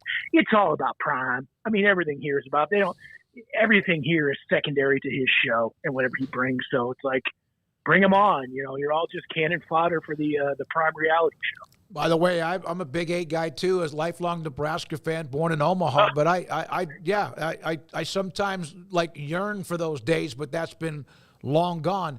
Sean, we're dinosaurs, my friend. Yes, absolutely. Well, I am. I'm 65. I'm on Medicare, for God's sake. So I'm in the middle of all that. Look at that. No, I'm crawling to get there, brother. Hey, I'm coming on a 50-something from Sioux City, Iowa, brother. There you I'm go. getting there. Well, so it seems to be quiet when it comes to Camp Dion in Colorado. I've seen a couple of things. There's been some things here and there, yeah. I've seen about Shador and a concert and whatever was the truth there. I know. But Shiloh and the lawsuit. Yeah, no, I hate that. But you're right, Craig. There's been enough. Has it been a quiet summer, or has it? No, it will never be quiet in Boulder, Colorado. It's never quiet with Dion. Like, when you're kind of a walk-in entourage, or, let's be frank, it's a circus. The circus never closes. And there's your headline. There'll be the better headline. Deborah Potter column, the circus never closes. But it doesn't. Now, is it a little quieter And is the silly a little sillier? Yeah. I've got a column up today at denverpost.com kind of about, can we bring this back a little bit from the whole Shedeur concert thing that really, frankly, care, and you should. If you're a CU fan, you care about the future of this program. Whether or not there was a daddy ball requirement to go to the concert. By the way, no one has confirmed that. They've kind of hinted. I've had sources tell me, yeah, basically Lil Wayne played after the spring game. Shedeur did his single Perfect Timing as an opening act. That was not a coincidence, but they claim it was improvised. But someone who strings for Athlon's Sports put up a story saying sources told us. By the way, Athlon doesn't do reporting, so I don't know who this person is or where they were getting it from. And unfortunately, we live in a world of both AI and disingenuous report. I get accused of posting for clicks. No, that's not in my job remit. Yeah. But there are computers and bots where it is. Let's just be real about this. And aggregators where it is. And unfortunately, I think this has been a case of that. But really, the news is more interesting from a football perspective. And what people are kind of stoked about is this being the last full recruiting weekend before the dead period. They've got Julian Lewis, the USC commit here. They're going to make one. It's his last visit before the dead period. And they're going to make a pitch to try to get him to flip. And if they do, as I noted in the column, now you've got the one thing that would make me sit there and go, yeah, he might stick around in the post-Shiloh, post-Shedeur, post-Travis Hunter era, because they're all gone. Like, it's all about the build-up to this fall. But would he stick around? If you've got Julian Lewis and you've got Jordan Seaton, I think you've got two pieces that would make you stick around. So if they can get that flip here in the next 5 days, I think that would be bigger than anything that's come across CU's offseason in the last 4 or 5 months. Yeah, that'd be massive. I'd imagine that's kind of hard for the fan base. I guess any fan base that's not Ohio State, Michigan, the usual suspects. If you have a successful coach, you're always worried about poaching. In Deion's case, he hasn't been that successful, but he's Deion. He's different in that way. So Is it kind of hard for fans to – are they just living in the moment basically at this point and hoping that the party continues rather than, falls off a cliff once the kids, move on? Yeah. I think that's well put. I think it's – with Deion, you've got to kind of literally live in the moment, because you've got a guy who could do anything. And as we've learned in 20 months into this now, I'm losing count from December of 2022. They all start to blur together once the train starts rolling. I mean, anything poaching is possible. Him running for governor is possible. Him putting out an album and suddenly Snoop Dogg is running out on top of Ralphie is possible. Everything is possible when Deion Sanders is your coach. So as opposed to, Iowa State, let's pick a good kind of middle Power 5 to good program. And where's Matt Campbell going? Boy, look at that they're not. That's a CU peer. That's fair, even though Iowa State's kind of number 2 there in that state. No, they're not. They're worried about Deion not being here, but not because he's necessarily going to be poached, just because Smack and his business folks tell him we're going to try something else. Or wouldn't it be great if let's be frank, where should we do the TV show next? Yeah. Really, unfortunately, I think that's how these decisions get made to some degree. And especially with the kids gone, he's going to really more or less be a football empty nester. His daughter is transferred out. As you guys know, we were told very vehemently not to read into that. You can, but I don't see how you can't on the other level, because it was all, hey, let's bring everybody up here to the mountains and let's have a good time, which is a heck of a reality show, and they're living it and they're showing it, and we'll see. But are they going to want to do I guess it would be a season 4 after 2025 without those guys here? I don't know. I think on paper you would say no, but again, that's also what makes this weekend and some of those recruits, the prep recruits, mind you, not transfers, actual honest to goodness, old school, do it like you used to do it. Prep recruits are going to be here. When those guys start committing, then maybe, even in a poorer world, you hope you've got something that maybe has a little more staying power than 2 years. But right now, their class is 3 kids. That's it. And that is the smallest in Power 5. It's the smallest in the Big 12. And that's not a coincidence. And until they change that number, I think everybody's kind of like, let's party like it's 1999. There's a dated reference for us, folks. There you go. Well, Revenge of the Nerds as well. That was another one, but I got it totally. Totally got it. Okay, so if this is whatever this turns out to be, this year we know Deion's there, Shador's there, Shiloh, the whole crew, Travis Hunter. They have had so much turnover, just like last year. As I'm sure you know, trying to put a preseason poll together with 16 teams is just a process. And I did the ballot cut last week. I turned it in.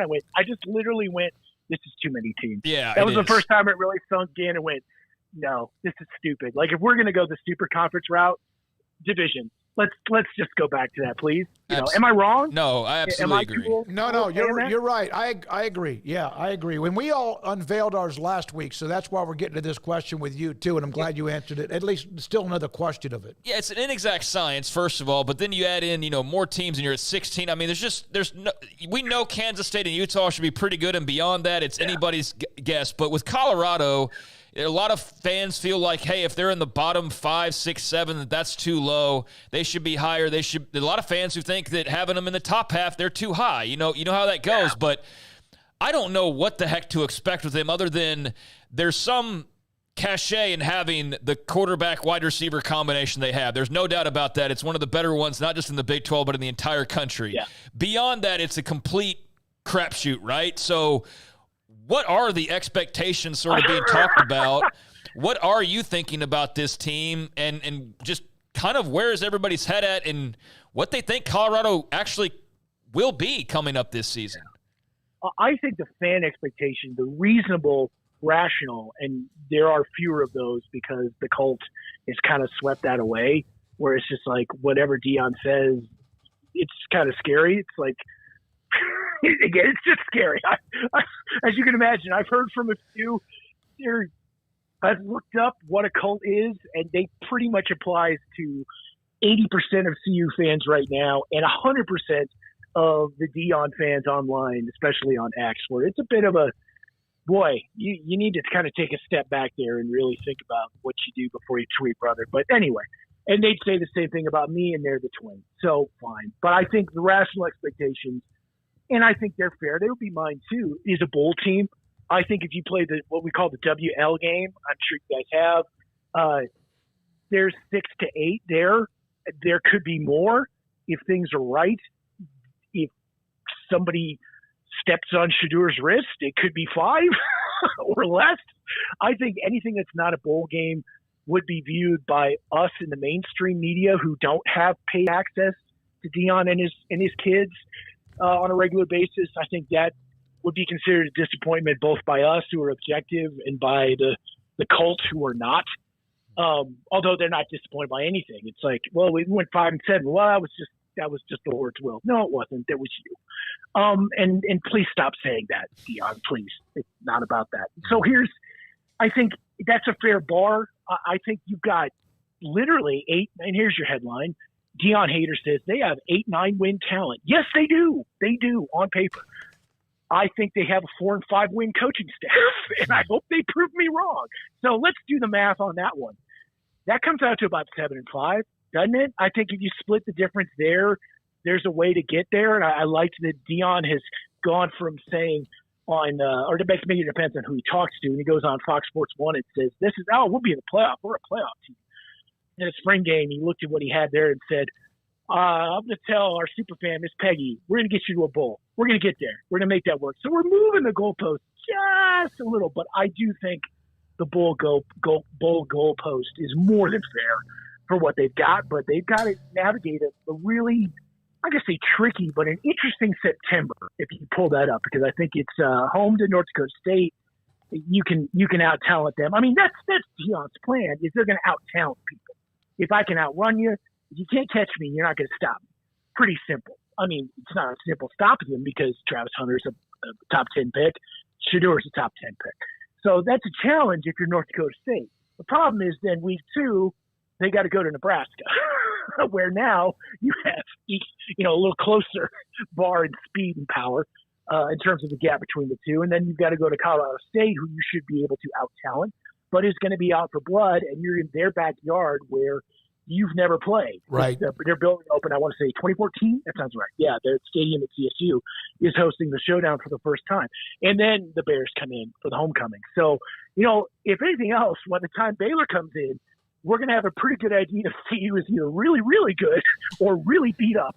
Yeah. Based on those two rivalry games right before that leading up to it. So I think it's a pretty, if you play the over-under game, where most people have a 5.5, I lean the over there if you're allowed to. Maybe not on, depending on where that's legal in your part of the world. But a lot more things would have to go wrong for them not to win 5. I'd be more confident of them winning 7 or 8 than I would feel that they would win 4 or 5 again. I don't see 4 and 8 again unless you're 0 and 3. Well, if you're 0 and 3, then Lord, yeah. I mean, you're talking Armageddon. I mean, he could quit. I mean, he could just walk out and go, "Yeah, I'm done. The health, everything, this is not worth it." And then it's like, oh boy. Yeah, and then last year the schedule just fell on their head because you had Oregon and Washington and USC and Good all league. those others. Yeah, really good league. Yeah. So my question then is this: if in fact I can't imagine a September like last year though, right? Because of how it started with TCU, Nebraska, and it just got like a train with no brakes, and it was amazing. And I watched them. I watched that game that was like into midnight against Colorado State, who had them dead to rights, and they just couldn't close it. Can we see that? We're not going to see that again, are we? If they win in Lincoln, they could be 4-0. Yeah. Okay. I mean, I'm not putting your money. I might put yours. I'm not putting my money on that. But it goes back to what we said a couple questions ago. We didn't know what we were going to get in that opener at TCU. I remember being in Fort Worth, and Stuart Mandel is an old friend of mine, and he and I are going up in the elevator, and he's like, so what's going to happen? I'm like, they could win by 3, they could lose by 15. I don't know. That's the joy of this. I think we have a better idea what it's supposed to look like. Not being a huge fan of Pat Shurmur, or Pencil Pat, as I call him, their OC, I have my doubts as to whether that will be as explosive as what Sean Lewis's offense was, but it wasn't about Sean. It was about Shador's comfort level, and they'll go as he goes, and we'll see how well that works for him there. But I think, there are a couple – I mean, I don't think 0-4 is there. I just don't see that. I mean, North Dakota State, I've talked to people up there. They're excited. They're not quite the giant killers they were. That's still a crazy game to schedule when you're kind of rebuilding, but that's CU. They like to be on TV, whether they show anything or not.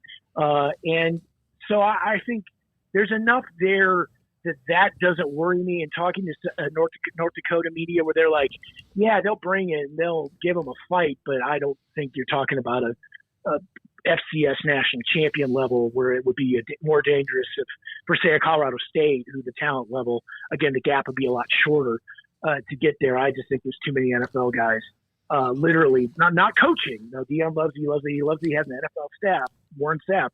No, they have NFL guys on the field, and therefore that's going to be harder. But that's going to change when they get into league play and get Nebraska and see that side of it. So 4-0 could be crazy. I think we thought last year was crazy. And the difference between last year and this year is you have more home games, one.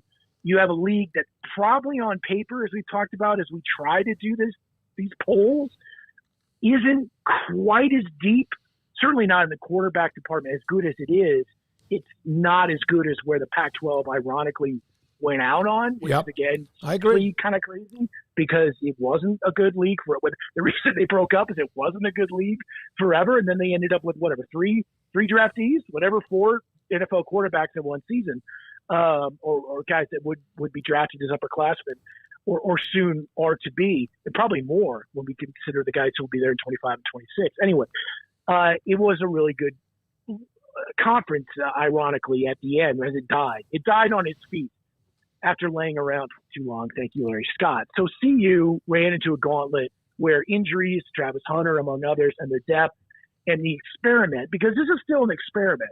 Can we change 60 guys on a roster every year and turn it over like this and still be cohesive. I think their lesson learned was let's just turn over better guys, or maybe from better programs and also look for better fits. That guys say that we just went for 4 stars and Florida State guys when we should have looked for 3 stars who we can't measure heart kind of thing. And that was good. I thought that was, having covered a lot of Kansas State and Wisconsin and Iowa, as you can imagine, I was kind of raised on a lot of those kind of try-hard guys that are developed can be better as a unit, certainly offensively on the line and defensively up front, than star rankings would matter. So I think there's some progress, at least philosophically, but it's still an experiment. You still don't know how that's going to work, how that's going to gel. I've had people tell me from the spring game that they thought the 5-star tackle Jordan Seaton looked terrible.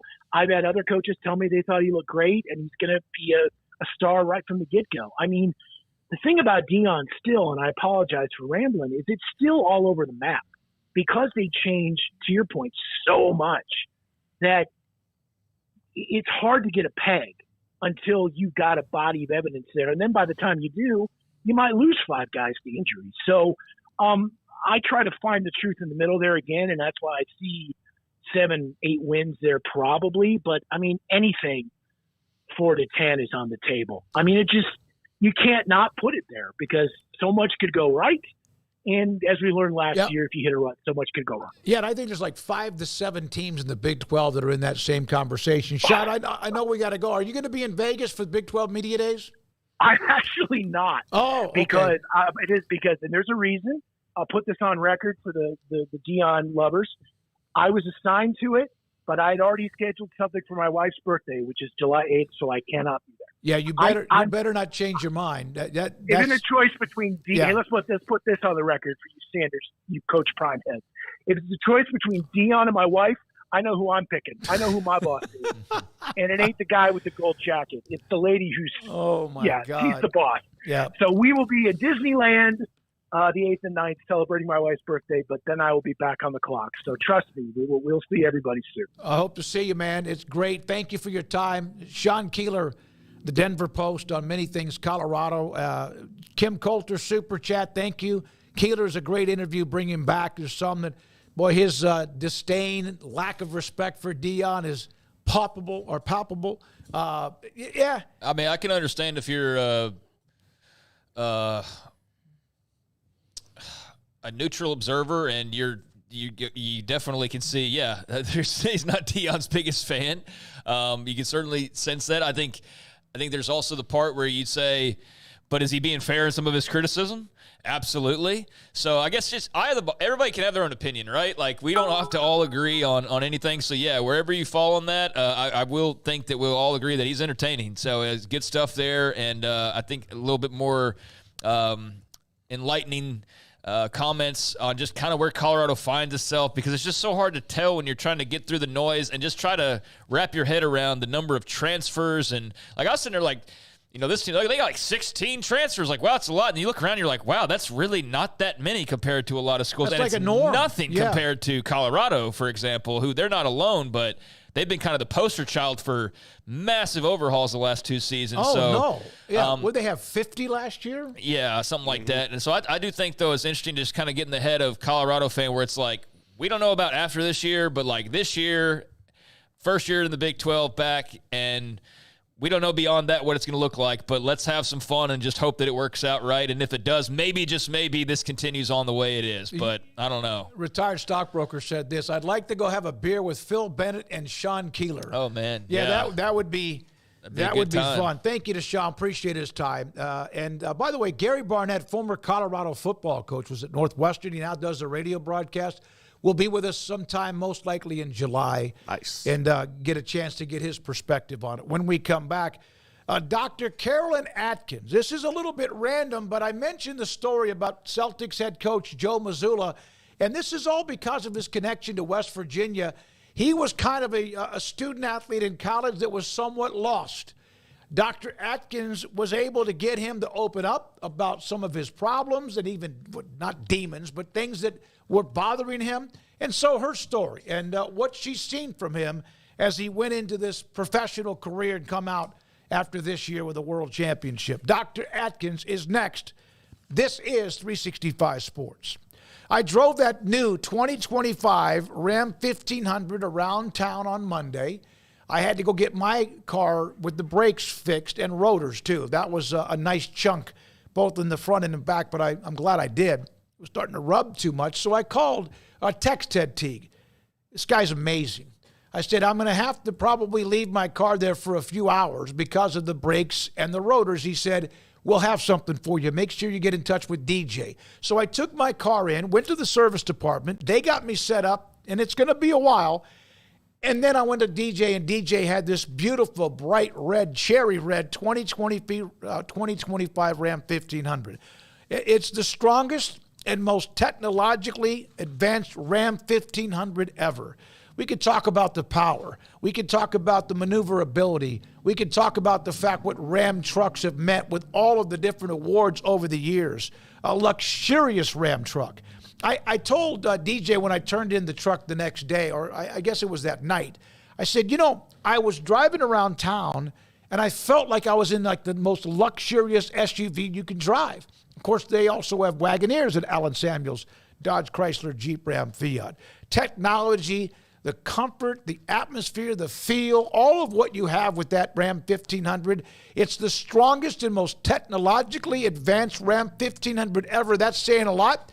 The new Ram, 2025 Ram 1500, Allen Samuels, Dodge, Chrysler, Jeep, Ram, Fiat, Loop 340 and east of 84 in Waco. Automatic Chef Canteen is a full-service micro-market vending and office coffee provider with state-of-the-art vending equipment, a wide variety of products, and offering custom-fitted micro-market vending office coffee solutions for your employee break room. You want a full break room solution and a workplace oasis? Well, Automatic Chef Canteen, locally owned and operated for over 50 years in Central Texas, also includes in-house mechanics on call 24/7 for fast, reliable service and maintenance. Automatic Chef Canteen, 6900 Imperial Drive in Waco, or online at automaticchefcanteen.com.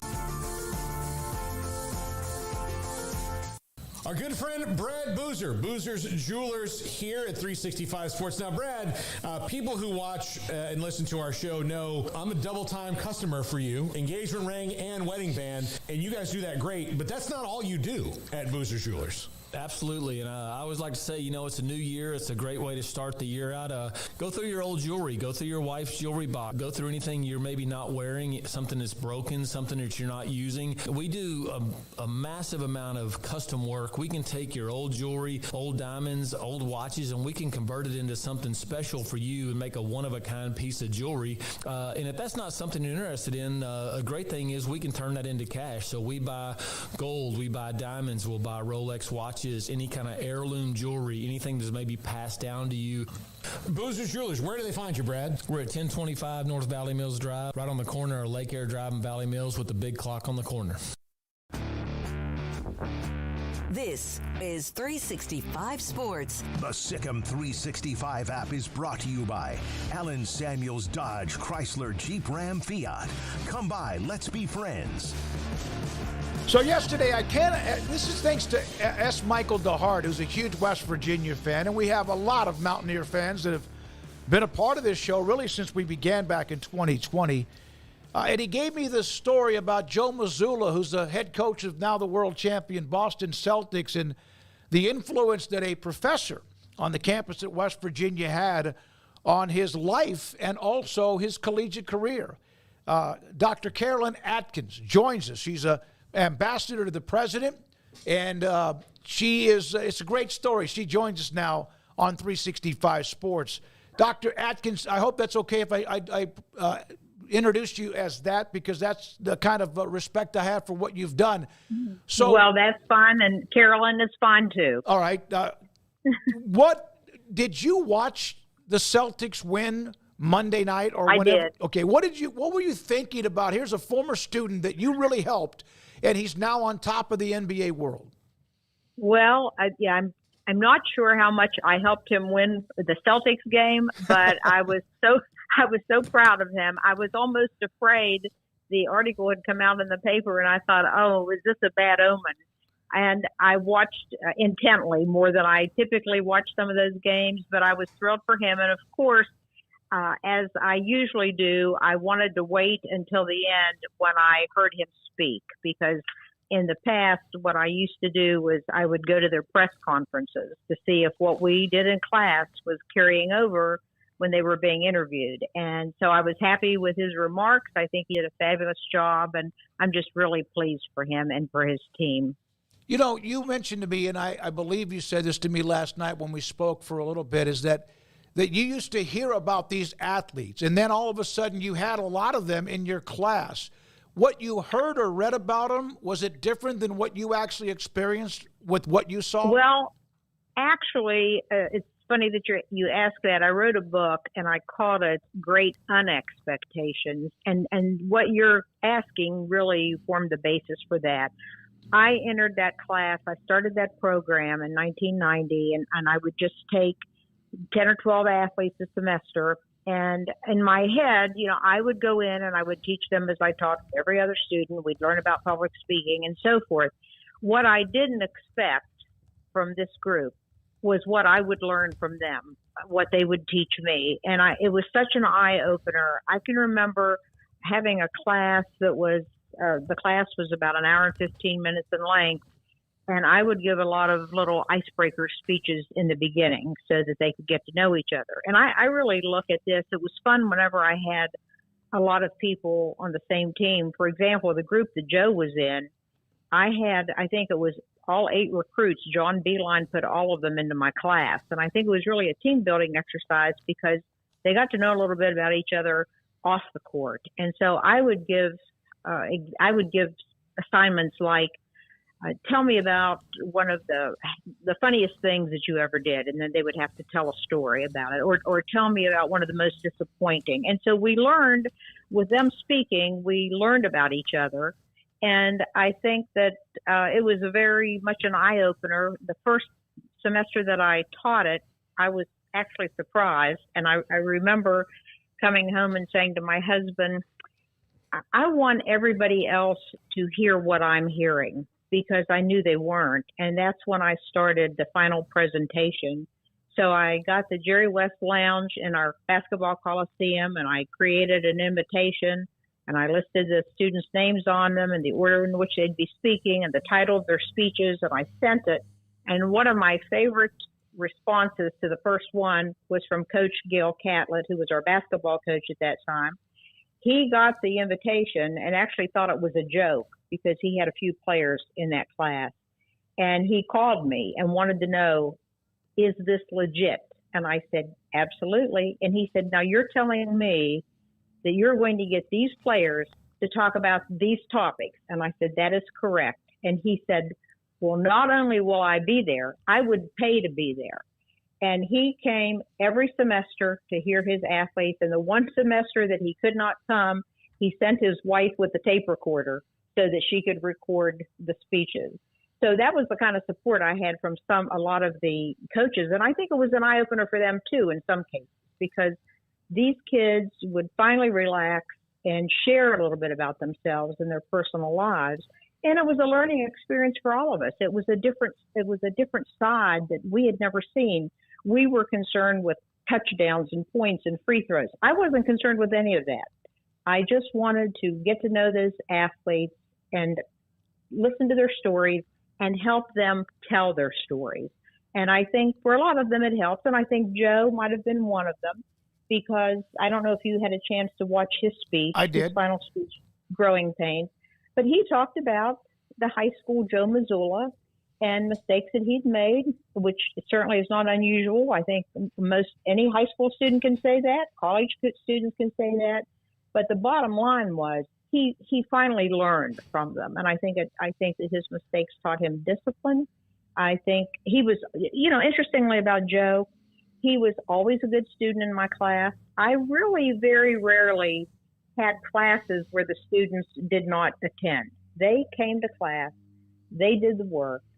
If they didn't, they got the grade that they deserved. And so that class that he was in, which were the 8 recruits, I mean, that was really a great class. They came, they participated, they did everything.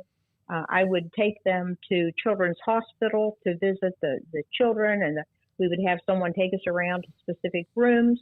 I took them to elementary schools and they read aloud. I took them to middle schools and high schools and they gave speeches. So I got them out in the public so that everybody could see what I was seeing, because I was proud of them. I was proud of what they were doing. Dr. Carolyn Atkins with us at West Virginia on Joe Missoula, also Pat White, Deshaun Butler, among others. Did you get the feeling that all of this that the young men or athletes would then say was inside their body and they couldn't wait to actually share it, rather than some of their maybe not demons, but things that kind of had bottled them up a little bit?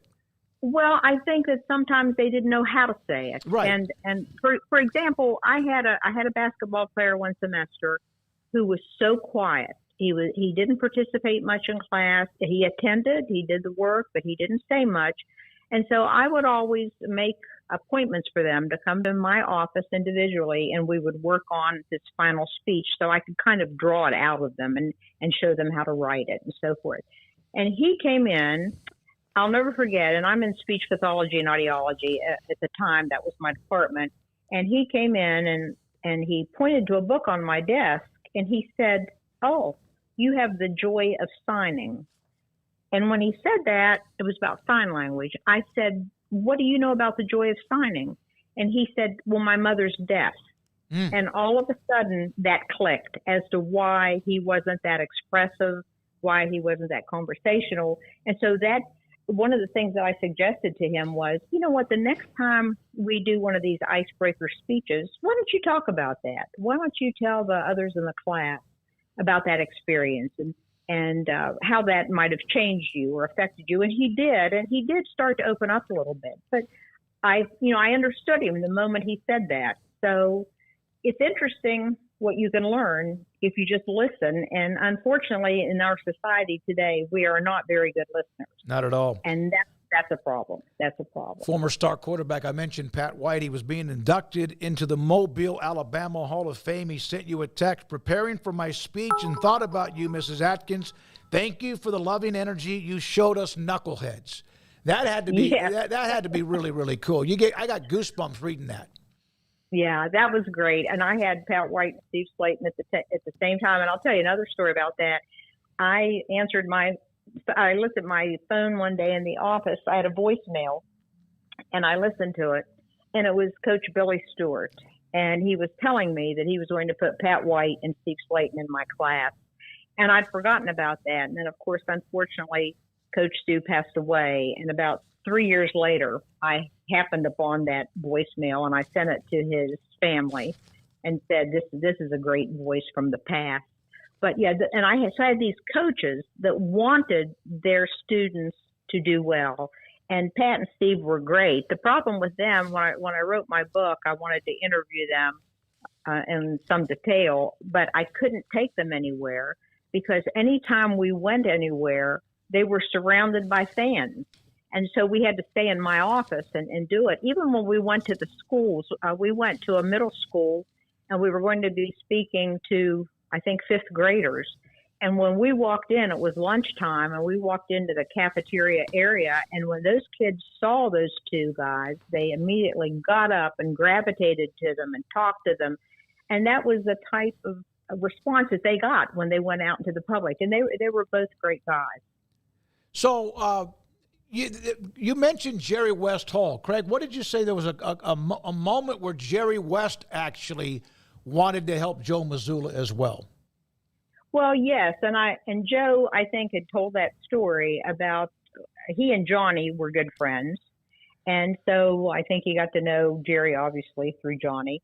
And I'm not sure what was going on, but the story goes that Jerry called Joe and really told him what he needed to do to change and be successful. And of course, Joe fortunately took it to heart. And I think that was the type of guy that Jerry West was. When I met him I met him as a child growing up in Morgantown. I had his autograph and so forth. But when I met him in 2006 and he came to campus, I introduced myself to him and I said, "I have your son Johnny in class." And he paused for a minute and he said, "Give him hell. He can take it." and I just thought that was that was a great response. And then when I wrote the book, and of course I obviously wrote about Jerry West, Karen West, his wife, sent me a beautiful handwritten letter and told me that she had purchased my book for all of Jerry's sons for Christmas, and just talked about what a meaningful class it was and so forth for Johnny. And so, again, just such nice people, that are responsive and give you good feedback. And that's kind of what it's all about. That's what I tried to do with the students. I think positive feedback is important, and sometimes we don't get a lot of that in this society, whether it's in academics or the workplace.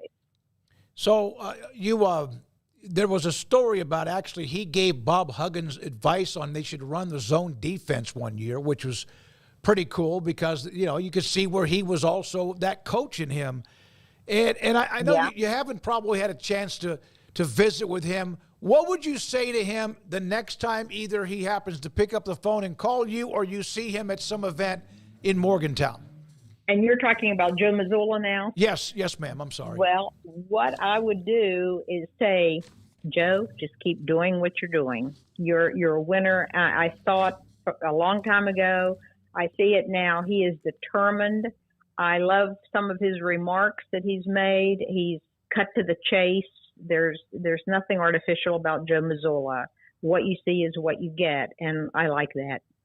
Our chat room, which can be rather interesting at times because we could be talking about Willie Mays, who passed away last night, or unfortunately just a couple of weeks ago with the man you mentioned and Jerry West, but it can get into some like a turf war on just topics or whatever. And everybody, not everybody, but a lot of people are listening, which is great, to this segment, and they love what you've done and they love what you do. And it's really cool to see a lot of guys that normally the testosterone level is pretty high listening to what you've done for Joe Missoula, Pat White, or anyone else.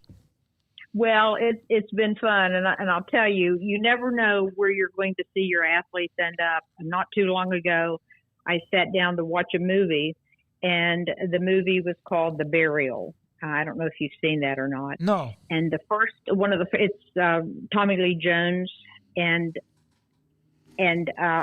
I sat down to watch it, and and Jamie Foxx plays in it. The very first episode, or the very beginning, Jamie Foxx is an attorney, and he's addressing a jury, and he says, "My name is Willie Gary." And when he said that, I thought, wait a minute. And I said to my husband, rewind that. And I listened to it again, and I had Charles Emanuel, who was one of the captains of our football team, and Jimmy Gary, both cousins and nephews of Jimmy Gary in class. So I had heard about Jimmy Gary from both of them in 1993 and 1996. All right. And now all of a sudden, here's this movie, and it's about Jimmy Gary, and it was what these students had talked about in class. So you never know what connection is going to be made with your athletes. And now Charles is an attorney in Orlando. I can remember when he was team captain in his senior year, and I took him to a neighboring town to speak to a school, and we were waiting to find out if we were going to a bowl. And so on the way back, it was just Charles and me. And I said to him, so what do you think? Think we'll go to a bowl? And he said, oh, I know we will. He said, I'm sure. And I said, how can you be so sure? And he said, the Lord told me in a dream. Well, I'm not going to argue with that. So, okay. The next day, we have a bowl bid. And I saw Don Nealon, who was our coach, shortly after that. And I laughingly said to him, Don, I knew you were going to the bowl before you did. And he asked me how I knew that. And I told him that story. And he said, I'm not going to argue with that. So it's interesting, just some of the things that these students would come up with and tell me, and then see later on, what they develop into, what they become. It's amazing. Mike Gansey was another one. Now he's general manager of the Cleveland Cavaliers. And so I just had some great students. I mean, really wonderful students that we produced. I want to put up an image of the book. You mentioned Great Unexpectations. I'm putting the image up on our screen. for people to look at it. Is that like on Amazon, or if anyone wants to read it, if anyone wants to buy the book? Well, actually it was, but I think we just have a few copies left, and Okay. I never did anything about my husband keeps telling me to revise it and add to it, and I don't know. I hadn't really thought about it, but it went pretty quickly with the Mountaineer fans. Oh, I bet it did. Yeah. When it came out. I bet it did. Well, it's a great story, and it's interesting. We don't do a lot of NBA. We do discuss, obviously, if there's an NBA Finals or stories or whatever, and obviously Boston beating Dallas, which is just around the corner from us. But S. Michael DeHart, who's a West Virginia fan, sent me the note, the link to the story that was in the, the Exponent Telegram. And I read think it. so. Yeah, and it is really, really cool. And you were great when I called you yesterday to be a part of it as well. Thank you so much for your time. We really do appreciate it. Thank you for having me. Congratulations on what you've done to impact some young men and women. I appreciate it. Thank you. Thank you. Dr. Atkins is sending me a book, and so I'll have it, and I plan on reading it. I don't read a lot of books, but I plan on reading it, and then I don't mind sending it to, if we have, retired stockbroker goes, I want to buy the book. I'll start the bid at $100. So thank you very much, Chris, for that. Michael DeHart, thank you. Really enjoyed that. Actually, most people don't understand how the entire state of West Virginia supports West Virginia University. Just 1.8 million citizens in the state of West Virginia. Yeah, well, it doesn't make me feel any better about the Mavericks, but I know. No, it I guess slightly does. Like I hate that Bill Simmons is happy, but Joe Missoula seems like a good guy, so that's at least some saving grace. And I know you touched on it, the Jerry West connection there, but Missoula about a week ago at a press conference talked about it specifically, his interactions with Jerry West, and he said, my junior year in college, I wasn't living up to anyone's standards. I got a call. It's Jerry. Of course, Missoula's at West Virginia. A lot of expletives, but he basically told me I was an F-up and had the opportunity to be great at something. He just let me have it for 10 to 15 minutes. I thought it was one of the most impactful phone calls that I had really had in my life. But that wasn't the only time, because later on he's staying at Jerry West's house one time, and he oversleeps for an open gym over at UCLA. He said, I went down for breakfast, got another ass chewing because I wasn't being competitive enough. So Jerry was on him because he thought he was great. He said, the thing I remember about him is he had a tough way of showing that he loved you, but he was super, super competitive, and he really, really cared about you. He showed it in a way that kind of spoke to my language. He'll be missed, and praying for the family. So that was Missoula on Jerry West, but also a couple of anecdotes on exactly how Jerry West was influencing him and really guiding him, and to eventually, not fully, but in some ways guided him to where he was. If he doesn't have that intervention in some cases, and maybe he just continues to veer off from his potential. But I thought that was pretty cool as well. Yeah, I just wish Jerry West would have been around to watch him win. Yeah. Even though I know to just watch this young man, Joe Missoula, who he had an influence on, actually celebrate the the NBA championship on Monday. But obviously he passed away a couple of weeks ago. One other college basketball note, then we break. We come back with SMU AD Rick Hart. They had an amazing record-breaking fundraising campaign of $159 million. They will celebrate the entrance into the ACC on July the 1st. A lot of schools will celebrate their entrance into various conferences. But Chris Beard at Ole Miss reunited with Mark Adams, who, of course, was one of his specialist coaches on his staff at Texas Tech. Beard takes the job at UT. Adams has a hell of a year at Tech, and they're back together. Adams no longer at Tech, and now they're together again at Ole Miss. Yeah, because Greg McCaslin's the guy at Texas Tech these days. And, that was a short-lived stint there for Mark Adams. There was a lot of talk, if you'll remember, about how he was the real genius behind the pair, and I remember a lot of that because – obviously Tech fans, when Beard left, were trying to rationalize, no, we'll be fine. It'll be good. And obviously it didn't work out the way that they wanted. And now McCaslin's the guy. And I think they made out pretty well, all things considered. But, makes sense. They had a lot of success together, and they obviously have a history. So, that's an interesting hire by Chris Beard, but one that if you're an Ole Miss fan, I think you're probably pretty excited by. Yeah, no, they can coach. just hope that they keep their focus on what they do on the court, and not become an off the court discussion. And that is, the asterisk with that duo. Absolutely. So, hey, by the way, please, if you don't mind, we still have Rick Hart from SMU coming around the corner. If you don't mind, hit the like and subscribe button if you haven't already today. If you will, pass along to what we're doing. I didn't see where we are on the number earlier today on the show. 48,400 plus, trying to get ourselves to 50. If we do, Paul will do a keg stand, and he's back on Monday. I know we probably won't get to it by Monday, but that would be great when he gets back to do that. If we passed it before he got back, I guess I would have to do the keg stand. No, we would just wait on him to get back. What are you talking about? It's not like you have to do it as soon as it happens. No, you can't let that thing go stale. No. Also, a note about tomorrow. Craig and I have a funeral to go to in the afternoon. And so with Paul on vacation, we're going to run a couple of interviews from this week that we have not yet run. But we will have, for the most part, for example, I don't know if it's a best of, but we'll have some segments. The chat room will be open and ready to go.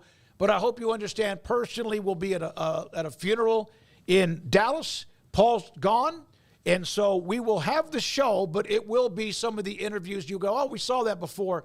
We'll put together the best of what we have, plus an interview or two that you have not yet heard so far this week. Yeah, and rest in peace to my Uncle Jim, who will be saying goodbye to officially tomorrow.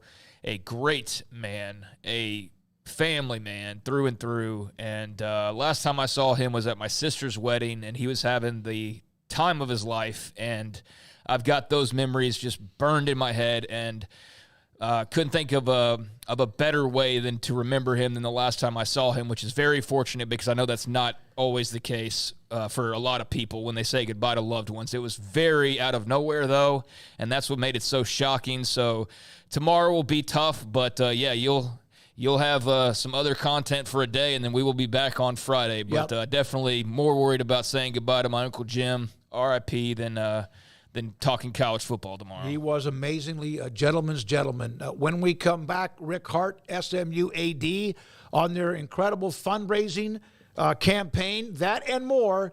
This is 365 Sports. Cars priced right, day and night. Average your car in Texas. Trucks built for you, red, white, and blue. Average your car in Texas. Cars that zoom with lots of room. Average your car in Texas. Count on us, a dealer to trust. Average your car in Waco, Texas. One size fits all. That may be all right for an adjustable belt or cheap sunglasses. When it comes to your financial needs, no one wants a one-size-fits-all strategy. Cam Heathcott, your Edward Jones financial advisor, knows that his most important goals are yours. That's why we take the time to understand your needs. Knowing you, that's how Edward Jones makes sense of investing. Cam Heathcott in Conroe at 936-756-7717. Edward Jones, member SIPC.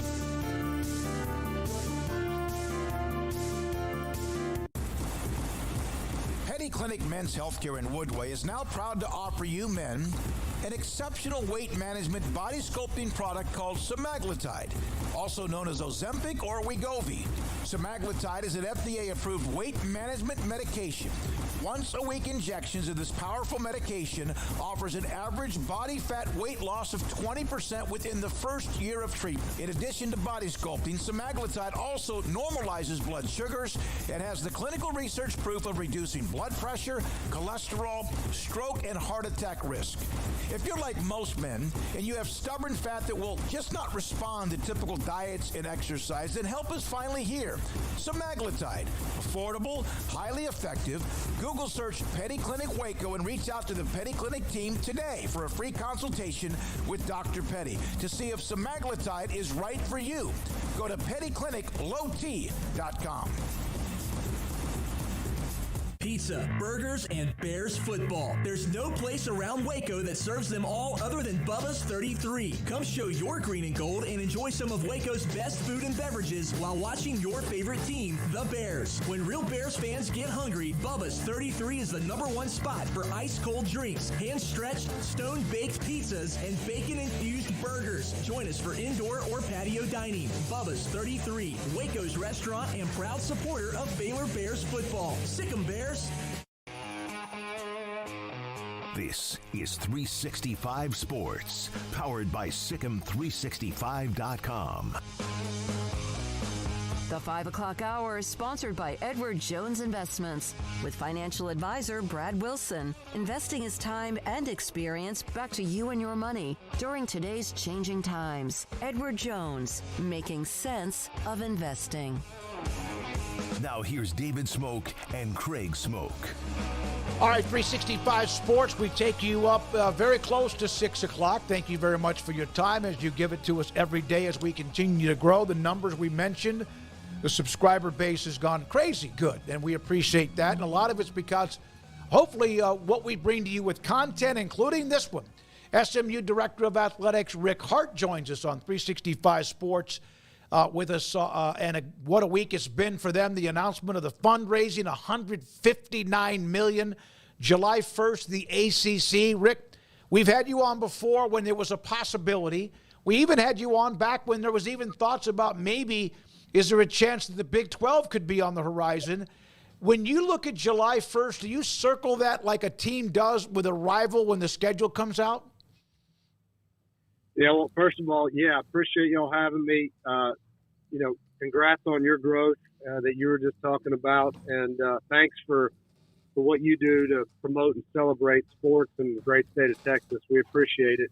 July 1st will be, really the culmination of 35 years of investments and persistence, and and it'll be a surreal moment, the latest in a series of them. But that's when this will all be official and real, and we can't wait for 10 days from now when we're able to celebrate with Dallas and the SMU communities.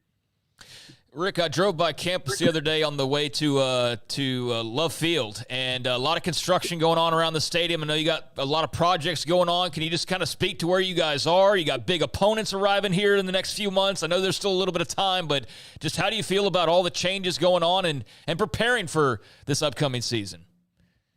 Yeah, it's a daunting task, but it's one that is fueled by again, the energy of this opportunity and the moment, the enthusiasm of not just the SMU alumni and donors, but again, the Dallas community. So we're having a lot of fun with it. There is a lot of work to do. The construction, they say that if there's not a crane on campus that you're falling behind. And so, you got to continue to invest in facilities. The Weber End Zone Complex, which is what you see on Mockingbird, is a 190,000 square foot football operations building with about 1,200 all premium seats. A training table for all of our student athletes. It'll be state of the art. It'll benefit all 17 programs in some way.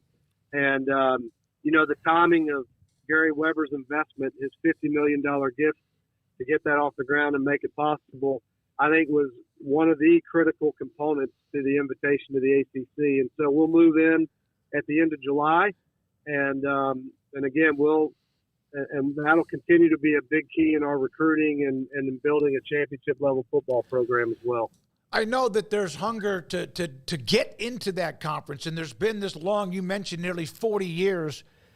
It's an obvious question, and I think I know the answer, but I have to ask the question: how much of that 159 do you think is attached because of what you're about to do and what conference you're about to enter?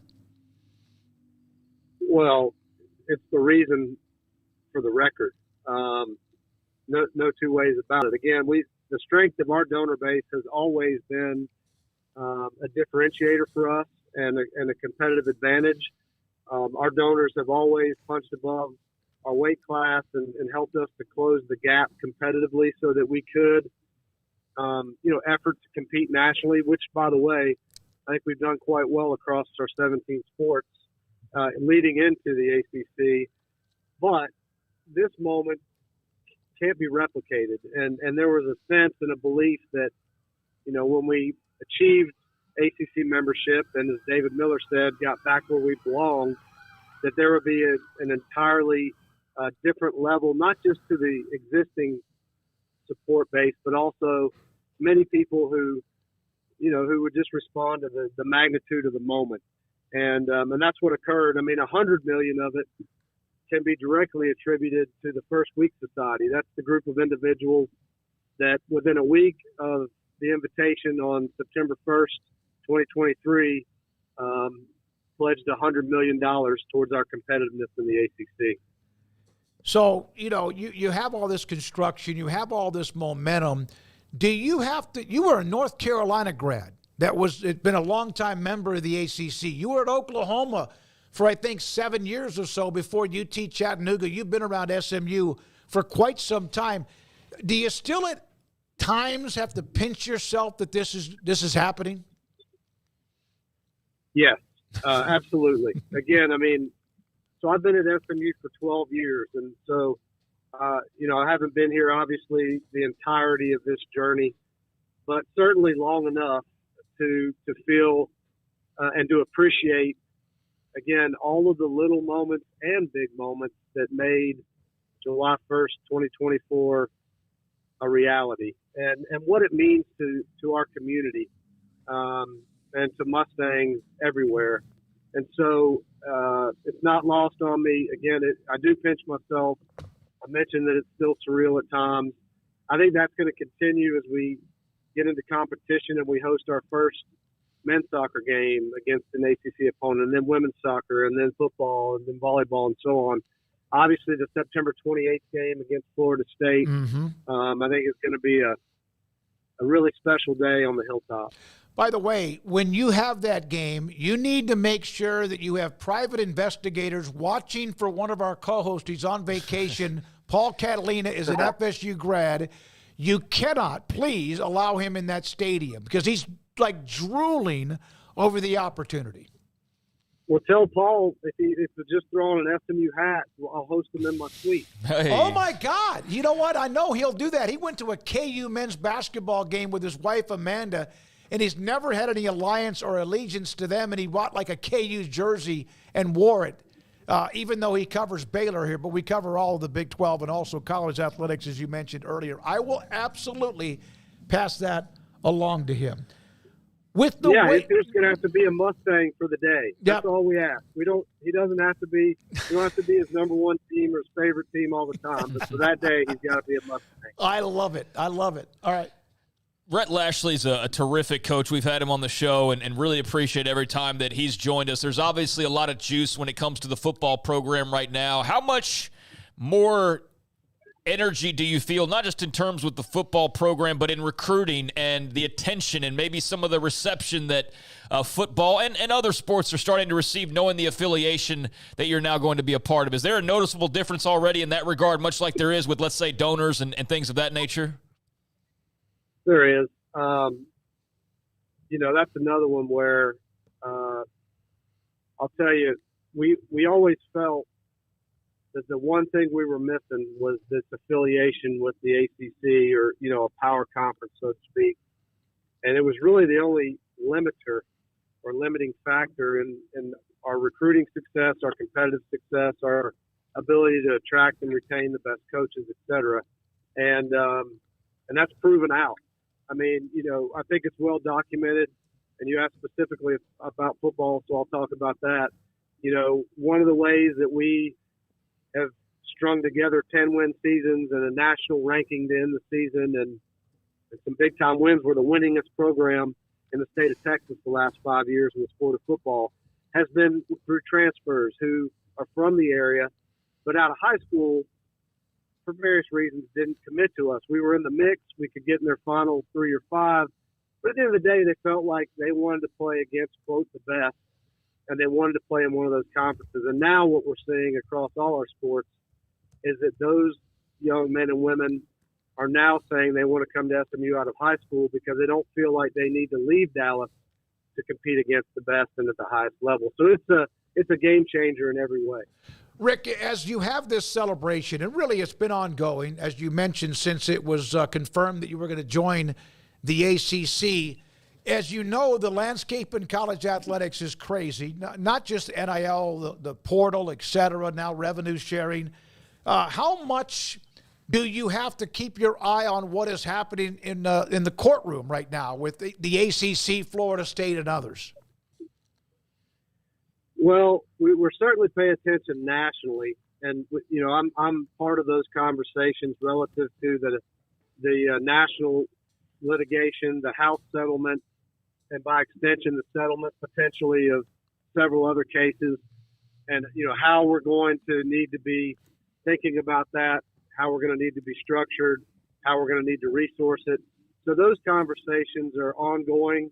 Obviously, there's a lack of clarity, but there's a lot of scenario planning going on, and we'll be ready. We'll adapt, and as we've done and continue to do, we'll make sure that SMU is well positioned and that we're ready to compete at that level. Relative specifically to Clemson and Florida State and the ACC, I don't really expend any energy on that. Number one, I have no control over it. But secondly, we're excited. I mean, that has not detracted one bit from our enthusiasm about membership in the ACC or what we think that will mean, not just to our athletics program, but to the university to affiliate with those schools. So we feel like, hopefully this group will be together a long time and it'll stay intact. But should something happen down the road, again, we feel like we're well positioned. We're part of that Power Four group now, and we're focused on SMU and what we need to be doing to compete at that level and to prove that we belong.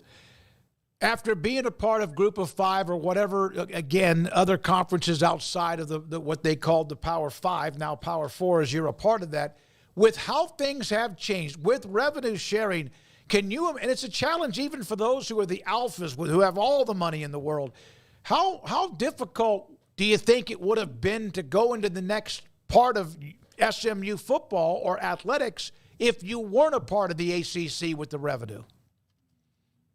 Well, we talk about that pretty regularly, and the fact that while we are going to have some significant challenges ahead and some things that are going to require some tough decisions and probably, some different ways to approach what we do and how we impact young men and women, boy, we sure are glad that those are the things that we're working on and talking about and efforting towards, because that's the group we want to affiliate with, and those are the types of problems we want to be bringing solutions to. So, again, we understand change is coming. It's constant. We understand that there are threats to, the model long term and conference affiliation that you alluded to earlier, perhaps.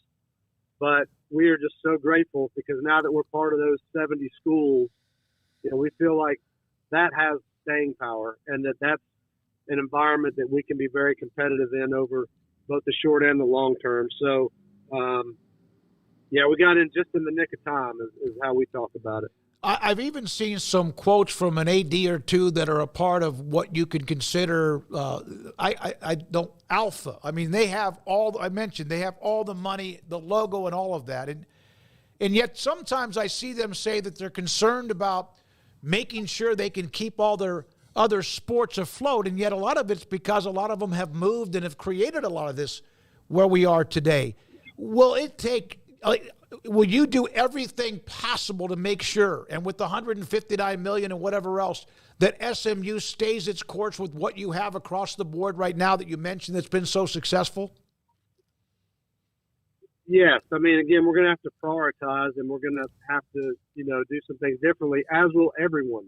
So, when you talk about even the biggest brands with the most money, and they're still contemplating how they're going to do this, how they're going to resource it. The reality is all of us have allocated 100% of the resources we have available to us today. And the cost of doing business goes up every year.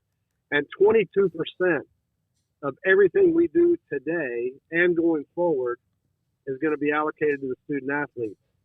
And so that means that we're going to have to reprioritize. We're going to have to look at how we can be more efficient from an expense perspective. We're going to have to generate additional revenues. The $159 million is critical, but it's also, we can't stop there. We need people to give. We need people to buy tickets. We need people to bring a friend. We need people to continue to challenge themselves and stretch themselves to support us, and we need to bring new people to the table. I think the key for us is going to be, relatively speaking, when the dust settles and we have clarity around what does that look like for Florida State, for Clemson, for North Carolina, for Duke, for Wake Forest, for Virginia, et cetera, that we need to be able to compare favorably and to compete in that environment, and relatively speaking, to provide an experience to our student athletes and benefits to our student athletes and compensation to our coaches and a quality of life to our staff that is on par with all those other schools. Last thing, Rick, and again, man, it's always great to have you on the show. You've always been there when we've asked, and we do appreciate it with all that's going on, not to mention you try to get home, I'm sure, is once the announcement was made, Cal, Stanford, SMU, and then some of the details about the money, the TV revenue, and whatever, and then it came back and it kind of adjusted itself where you are going to get some of that money. How important was that to even win that little battle right there, even though all of them are big battles?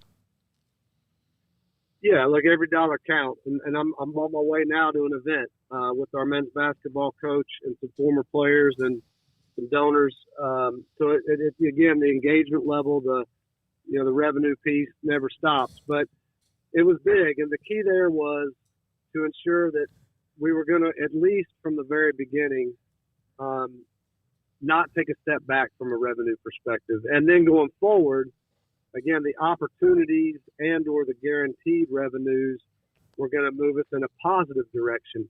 People have said, well, gosh, you gave up all that money.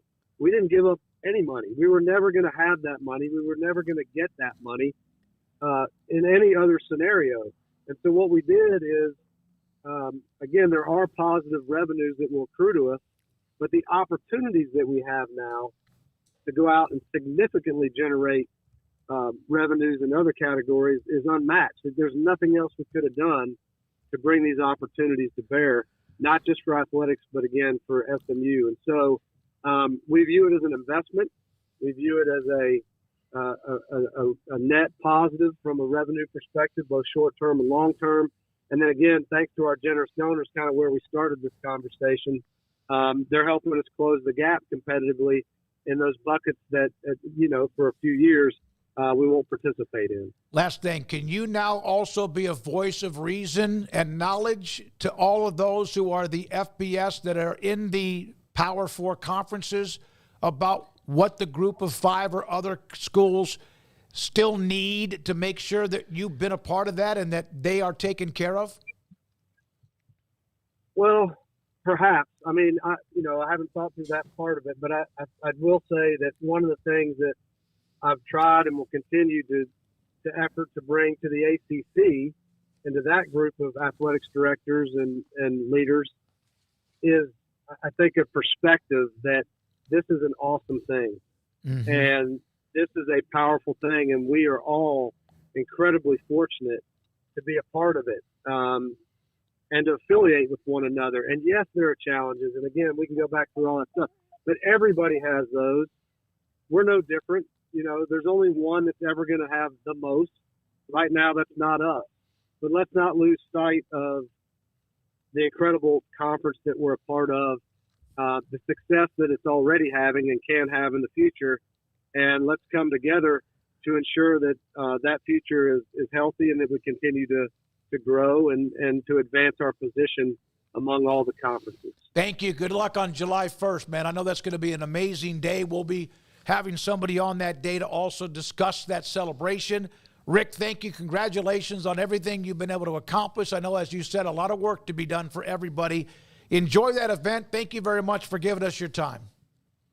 Thank you. It's going to be goosebump moments on July 1. I look forward to seeing you. Yeah, thank you. You too. Rick Hart, the Director of Athletics at SMU, and what they are. And, I was some chatter in the chat room about, well, they did get part of that college football playoff money. They're going to get a percentage of that. And it doesn't matter whether it's $4 million, $6 million, or $2.5 million. It's money. It's like you said, everything matters. But also the fact that they're a part of the ACC and raising $159 million surely is going to also help with everything that they're not getting based on the ACC network and the contract with ESPN for the conference. If you didn't know by now, SMU's worries aren't revolving around money.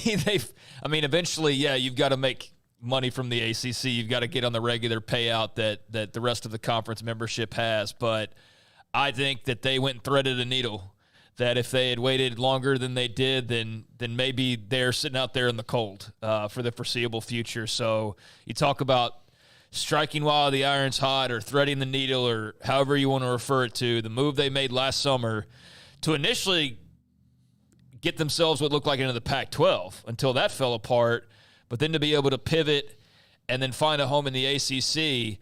Yeah, you can say, well, you're not getting paid this for the first, however many years or whatever, but that's not the point. The point right now is not about how much money they can make.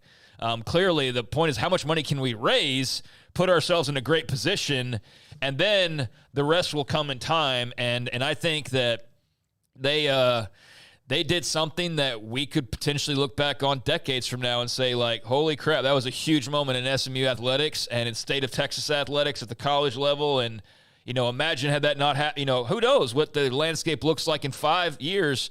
But they found themselves a seat. And you can look at Memphis, you can look at Boise State, you can look at any number of schools who wish they had the opportunity to have done that. And you know what? They'd say, if they could do it, yeah, we won't take anything the first couple of years, and as long as you put us in that conference, baby, we'll be good. We'll figure it out.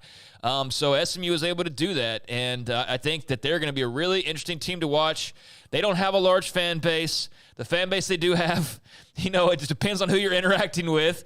There's definitely, like any other fan base, the stereotypical, like, all the way, turned up fan that's like, your SMU millionaire heir that's, like that kind of guy. But there's a lot of cool people that go to SMU as well, as I'm sure Florida State fans and many others will see. But it's not the biggest fan base. It is unique.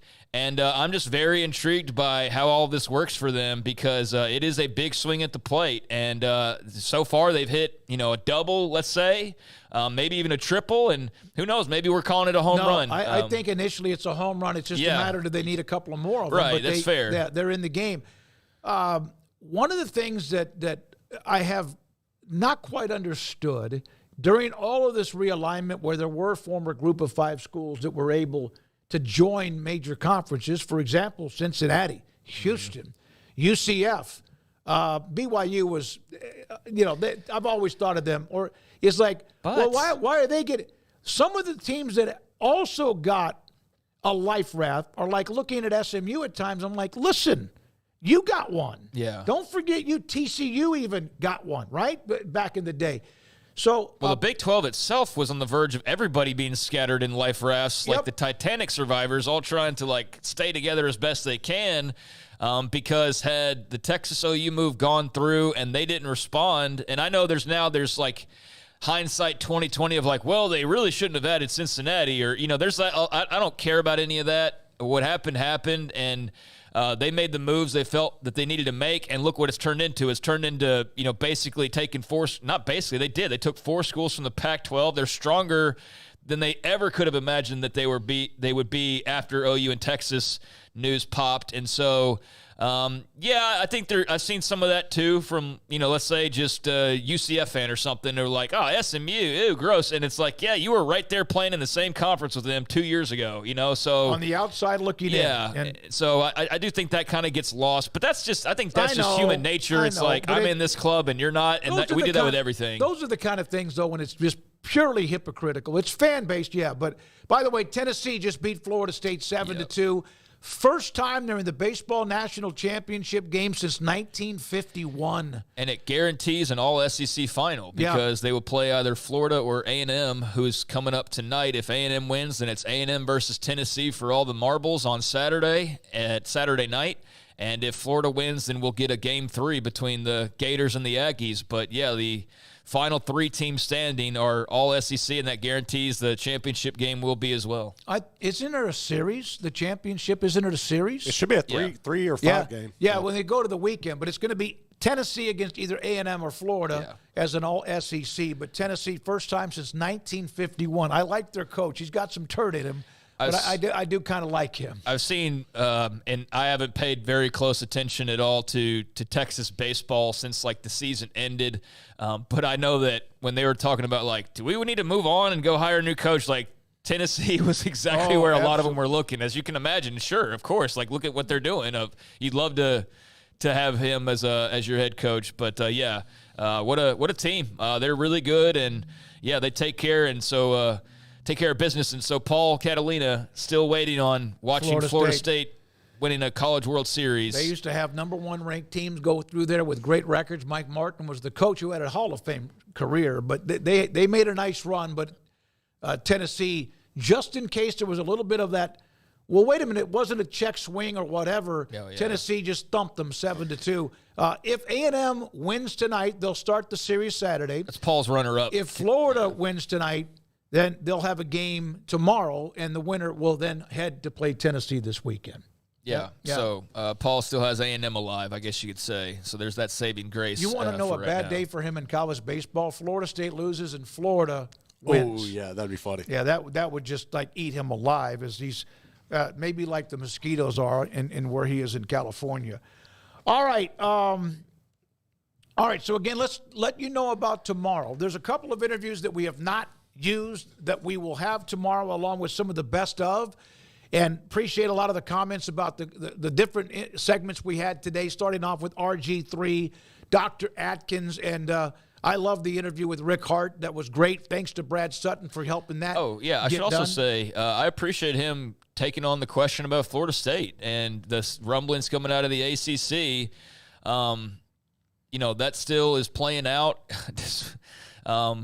Despite the fact that I've seen like 1,000 proclamations that it's over. No, really, this time it's over now, and it's not, and it's still going on. And we'll see how long it continues to go on. But I like his approach to just like, we don't care. We got in the ACC. Like, whatever happens to Florida State, fine. Like, that's something you worry about down the line. And you may not have to worry about it for quite a while. But either way, what's he going to do about it? He can't sit there and stew. He's got to worry about SMU, and they're going to be in a conference with Florida State for at least this year and maybe even longer than that. But I appreciate just that he answered that question as opposed to like, well, I can't really talk about, that kind of a deal. He was great. He was great about that. And also you could tell the group of 5, he's got work to do on what he's got at SMU, joining an autonomy conference, but can share some knowledge on the others who are not yet or have been left behind. Paul, I text him.